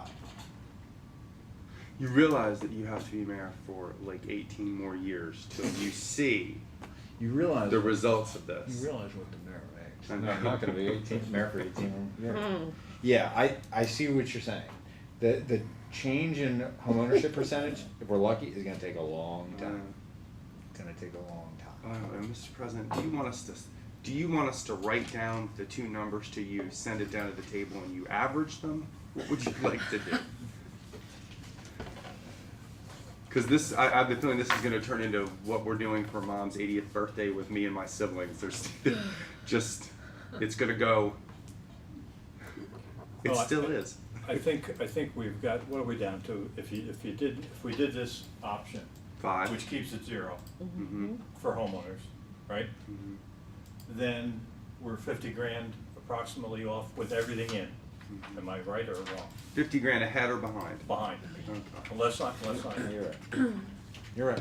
If you took it up to 103, does that get you your 50,000? Or if you took out the amount of control you have, you can make the increase less. I see If I what take you did there. If I take out the man and control, we're at 26 to the good. Which means you don't have to raise, you can lower the rate we raise. Okay, I agree to the amount of We can still work on it this And year. still work on it Yeah. as And fund my it next year. recommendation. Yeah. And I'll go on and I'll help lead the effort to get that done. Hold on, let me turn the recorder off. Actually, I can just ask him for it. Because all I'm gonna do is go to people and say, come here, guys. No, but that takes out the tax break. And I'll stand at You've the got booth at the- $26,000 at the- Still creates, for it. it still But- creates Laid out a for difference between renting and. It still it creates does. the incentive. It still creates the incentive, Well, it creates the beginning. or the beginnings of it. Yeah. Now, I The still end. think we need to do the things at the bottom of, that slide Yeah, presentation. absolutely. Where we actually incentivize that transition. Okay. So, if I were to go to Keith after this meeting, I could say, Keith, pull up my property tax bill information and tell me how much I would have saved with this 6% decrease. You could tell me that, correct? Well, take the number. If we had dropped it, you mean to 90 cents? No. No. Yes, if we had dropped. If we had dropped it, right. If you go back and take the total number of units and the total dollars, you can figure that out.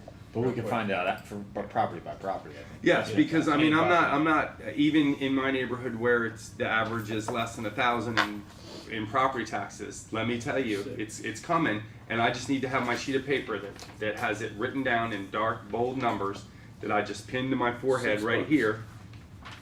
And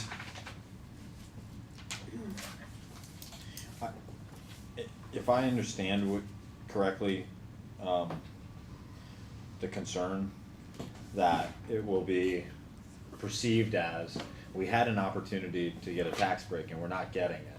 Why? I think the question could come up, but I think that's giving more credit to people for watching their tax rate than you should give them. Because I don't think people are looking that closely at, I mean, it's, for homeowners, it's in escrow, as you've said before, right? So I don't think it's gonna be that big of a deal to current homeowners, but the goal is to look at, you know, attracting people in the future and be able to say, hey, it's actually getting easier. You know, it's not getting harder. Even if it's bit by bit and incremental, it's not getting harder, it's getting easier. That was the objective. But I don't think you're gonna have to look at that many people, Jim, and say, but I wasn't the chairman of the Greater Salisbury Committee touting this as the, and I'm gonna be honest and lay right out, as the greatest thing since sliced bread. well, we all know that it's I mean, not the greatest thing since life. It's, I'd be sitting at this table yelling and screaming and fighting for it if this was the reason why if this was, you know, the driving force behind the budget. It's not. Right. I think it's an opportunity to do something good, but it's also not the end of the world to modify it, and you're modifying it. Okay, I'm so what standing we here with agreed you. on was, the original tax rate, which is 90. No, that was the proposed, Okay, where's, the original was Right. the number. we're doing Number 90, what five. it is now, 94.32, Right. and 102 on the rental rate. Well, non-homeowner and Or- yeah. commercial stuff. And that increase is how much? You said homeowners and 150,000. commercial. But to your 12, it's now a what? It would be, probably Is that like the a 6.5. Six You know and what a that half. is, the percentage on the Six far something, right. 6 I point was something. wanting to Delta. show the delta that we did have a contrast between, so we were talking about the incentive that the original proposed plan was saying, hey, the incentive to be a homeowner was 16%, 16 cents or 18%. There's quite a bit of contrast. We diluted some of that contrast by saying it's 8 cents or 8%. Differential between the two rates. Just showing you that So data. it's 8%. Okay. So that agrees to a trash increase of which one? The lowest number. 1.67 a month, and we'll make it so it's payable monthly now if people want, and direct debit, so they don't have to. And what was the? So what does that do? How does this change that? We're not there, you know, as far as getting it to pay for itself. No, I know that, but I'm trying to figure out, there is an increase, so is it somewhere in there? Is it somewhere in here? We know it ain't down here. Can I see that? I think just have Well, to- I think also with the trash rate, we need to at least look at a 2 or 3 year plan where we close that gap. So that's something that we've got to. Well, I think that should be a message that goes out, that Yeah. we're not It's a gonna little hit it less all than at that. once. Yeah, it's We're gonna, this gonna have to, is. until we come up at break even. Yeah, that goes in the other column on the notes of, hey, here's a fee for service that, hey, within 3 years, we're gonna Bring it keep together. it, bring it together, where it's Yep. paying for itself. Yep. That being said, Water. I was gonna say water and sewer, and 167 a month. if I could get Additional. Additional water and sewer and trash have never 167. paid for themselves. above what it is If now. So 26. anybody at the bond houses brought that up as a problem that we have, I'd like to know it, because I all these years of having these two basically utilities, and they haven't paid for themselves, but there has been no outcry from anyone who has lent us 167 money. times 12. plus 19. That's Plus, a quarter. we decided legislatively that new fees for new development, we're gonna go over into this part over here. That's water and sewer. If we're not gonna use that money where those go, why can't it go into operating? I'm just saying, there's been no hue and outcry. No one has been beating their breast on the front steps going, trash hasn't paid for itself. I'm trying to figure out where the outcry is, except that we'd like it to. Well, But if somebody at the bond house pulls up this section of the thing and says to the mayor when he goes, you know your water and sewer, if they're not doing that, No, this is more of a principle thing, like, you're charging people for something, and the private sector does it, and we could just get rid of it and not worry about it anymore and not lose money, and then let the private sector do it. However, they're gonna get charged $30 a month Right. for it. You know, and we're gonna charge them, Here are $9 a month. Here are the other cities' rates up here. well, Here we were. Milford has no, I mean, it's Delaware, so I'm not, Georgetown is Delaware, Dover's Delaware. I mean, it's peanuts to live there, so you gotta get them somehow, Keith. I mean, you gotta get it somehow. I'm just, if we want to incentivize it, now, trash, water and sewer, I just don't want us to erase everything we just tried to do on the other side of the checkbook. Yep. Because it's our other side of the checkbook, but for most people, it's just, this is the money that I have. So are we gonna do water and sewer rates then? we can talk about it, but I don't think there's anything we can do about it. But go ahead. I can't support a budget that has a 35% increase in water and sewer rates in 1 year. 15? Isn't that what we brought 15. it Well, down it's to? 30, it's We down. brought it down to 15, yeah. 30 was what was proposed to Right. me, and we brought it down to half of that. I'm not saying that. Again, Keith, Jim, we I'm gonna make sure I have better Jim, questions for you next year in terms of, let's take a house that has this many people and this water bill, so that I can get a sense, because my feeling is that if a 30% increase, you were gonna have people who live in my neighborhood that had higher water and sewer bills than they had tax bills. And that, I don't know whether or not that's good or bad, I'm just saying that may have happened, so. The issue we have was because we took out reductions in the previous 2 years that put us in this place. So essentially, we had 3%, wasn't it 3% reductions in those Something like that. previous 2 years? So we drove ourselves into a deficit position, and now we're recouping. So they've reaped the rewards of the 3% for 2 years, and now it's time, we can't continue that way, so now we gotta pay the piper. So it's a 15% increase right now as it stands?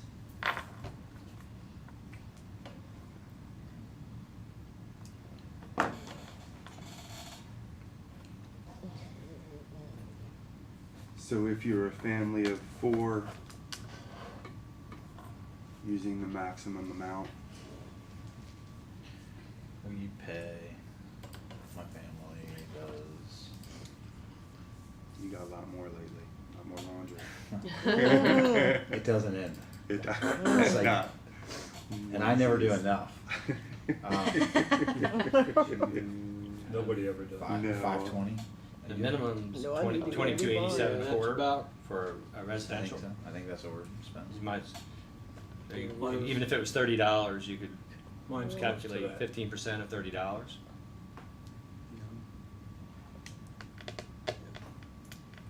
Inside the city, Or a that's the little bit minimum higher, charge. yeah. Yeah, Plus definitely. Plus I got a I'm on the garden. high side, I know. Plus I got a garden. Mine's all laundry, but no, it's on the high side. Now, to be fair, it's not just water, it would be water and sewer. sewer. Yeah, Yeah. so there's a minimum sewer too. The minimum charge for the sewer in residential is $56.49, so we'd have to add the 56 plus the, 56? 56 plus 22 is the 78. 78. $78. So even if you took it at $100 times 15 would be $15 a quarter, somewhere probably short of that. They might as well say For the 23. minimum. So that's gonna be mine. Minimum user, yeah. That's, I'm always, even when the toilet ran. Sometime we- You're on the somewhere line. around Still 13 the to lower. $15. But I don't, It'll be more like You get a $10. washer that isn't made in 1950, you know, that fills up the toilets that flush the way they're supposed to instead of spending 17 minutes to fill back up. Yeah. The one important thing to understand is the total revenue increase of the 15% equated to 1.6 million, and that's exactly what the new plant that's going online cost us this year in chemicals and electricity. So there actually was no increase to cover anything else except for the increase to the cost of our new plant. So there's nothing that Nothing bites else. into the deficit. That's in- right. To do that, we would have had to go 30%, and that's where we're. I mean, just so everybody really understands, that's where we're going. This is a phase in, and our destiny is that we can't stay here. Well, this is my problem with it. That's And the reality. it's not my problem. This is the scary scenarios. We just gave all those incentives for single family homes to be built out on Beagle Park Drive. And they're not for single people. They are for families. So you have one or two or three. And then your water bill, so the incentive that we gave was to the developer. Absolutely. But And now the person's gonna move in Absolutely. and their water bill is gonna be this. But what matters It is seems the- to me we is- gave is- the wrong You incentive. know, market. I don't agree at all, because those houses wouldn't be there and they'd live in Sussex County. We know that. That's the decision they've been making over and over and over and And over. then they'd have a really high in Milford. And then they'd be paying a fortune for trash. Yeah. But maybe Right. you have white glove trash service. I don't know. I can go with Fancy. 15%. Every city's got their issues. I hate it. Yeah. Fruitland But has water. But here's the thing with, and tax and Delmar. taxes, Fruitland and yeah. Delmar have Right. higher tax rates than we You're not do. gonna be able to afford to live where you live. But here's the other thing is at the same time you're still paying significantly less, not only in property taxes than anywhere else in the Northeast United States, but on top of that you're also that's tax assessment is on a much lower value than most other places, because the cost of living is still incredibly low here. So when you're paying $1,000 in property tax here, you're paying how much in New Jersey? Forget it. 15,000? More than that. $14,000 Yeah. tax bill Yeah. I mean, on a house the same as I got. I know people are gonna go nuts over 92 cents a month, I but smile and agree with you And we paid it much in completely. Florida. We paid it much in Florida. If the people or in more. Connecticut could vote for me and my lower tax rates, I'd be the happiest man on the planet. But unfortunately, I have the people that I have. I can support keeping the homeowner tax rate the same, the 102 and the 15%. I can do that. I would. Here. Okay. I If agree. you want to run those numbers and get us back with another spreadsheet, Chuck. can I just say thank you for working on it? I appreciate it. I know there's been a little pressure and some heartburn, and I just want to say thank you. Just Yeah, landlord right. sending You me don't have no emails, I ain't worried about all Never that. had heartburn. Thanks for putting If I this could together. live like But I You're saw welcome. smoke coming from his ears though. If there is something like that we can do to assist in the conversations in the future as far as options, you know, I'm sorry if I didn't present that earlier. I mean, I've been learning about the process and the idea of presenting tax alternatives, and again, we could have just not messed with it, but This is we my took a shot. my third year with budgets, My and it's apologies. gotten better every year. And excluding the blip we have, which is, I've been through several times about reorgs and those kinds of things. Sorry. But I think we've certainly come a long way. If we have some takeaways from this, one, if you could, next time, as soon as you get the beast, I call it, the beast done, the big book with the line item detail, the sooner you can, so you don't have to spend an entire weekend going over it line by line, for those of us who want to do it. What we might want to do, Mr. President, is then change the deadline of submission, or keep that, but push back the first day that you meet to talk about it then. So Yeah. there's a gap there, Yeah. a week or something. And the other thing would be the financial health of the thing, start with that again. I know we had a little bit of a issue with that. And we're gonna change those numbers around to reflect the reality of the good, adequate, fair, bad, poor those things that don't really exist anymore by GFOCDC standards. Yeah. That's it, that's the one. See, it's scary because I'm actually starting to understand you. So, but, I just want knowledge. yeah, well, forget it, you're not getting one. So, well, you just cut our budget, so you're not gonna get one. But thank you for your participation, appreciate it. It has gotten easier. These are tough choices. You know, we made some commitments and to try to keep them. I certainly take it seriously, I know you do. And it's a process, and, you know, as painful as it can get sometimes. But I think we've come up with a resolution that's fair and equitable, so thank you, everyone. And Well, I'm serious about the mounted police, so I would take the initiative to add the Safe Streets National Night Out. I was standing at the booth personally myself, me and Jack. Me too. And I mean, just He's, ask for donations, You know, start it off. we fundraised for mounted police for horses before. the first Mhm. time, yeah, I remember, it was like, Do you? yeah, Mhm. absolutely. Absolutely. Want me to pull up the notes? and Yeah, see what we did? definitely, I was gonna, if you've got them, let's pull them up. Because it brings a good rapport with the children. Might not do so much with the grown-ups, but the children, and it makes the relationship with the police. I wasn't in the room when she talked about it, but did Barb get into the detail of how she would deploy them? No. No. Okay, I mean, she sees it as actually integrated into patrol, not a special unit or anything. Mhm. So there, you know, there will be people on every single shift, not just on each squad, but actually working every shift who can take the horses out. So you will actually get horses out 24/7, round the clock in the city, and it'll move neighborhood to neighborhood. So she said that there's been a lot of study around the effect of like the sound. You know, you can hear them walking down the street. Oh, you can hear You the can. sound. Oh, It's yeah. not like you think it's a police car, you know. I it's- remember You it. know who's, you know, And the exactly kids, who's and the outside. kids loved it, and yes, you could, and you could creep up, I mean, creep up on people. What they least expected, for real. I mean, it was really nice, and I think they were 24 hours then, if I'm not mistaken, because that's during the time I lived in the Church Street area. So they were always prevalent in that actual community, even though they went other places. I can just remember them being there all the time. And it was funny, because you'd be sitting outside, and here come a mounted police between your houses. Yeah. Okay, I guess we're adjourned. Thank you, everybody. Alrighty. Nice job.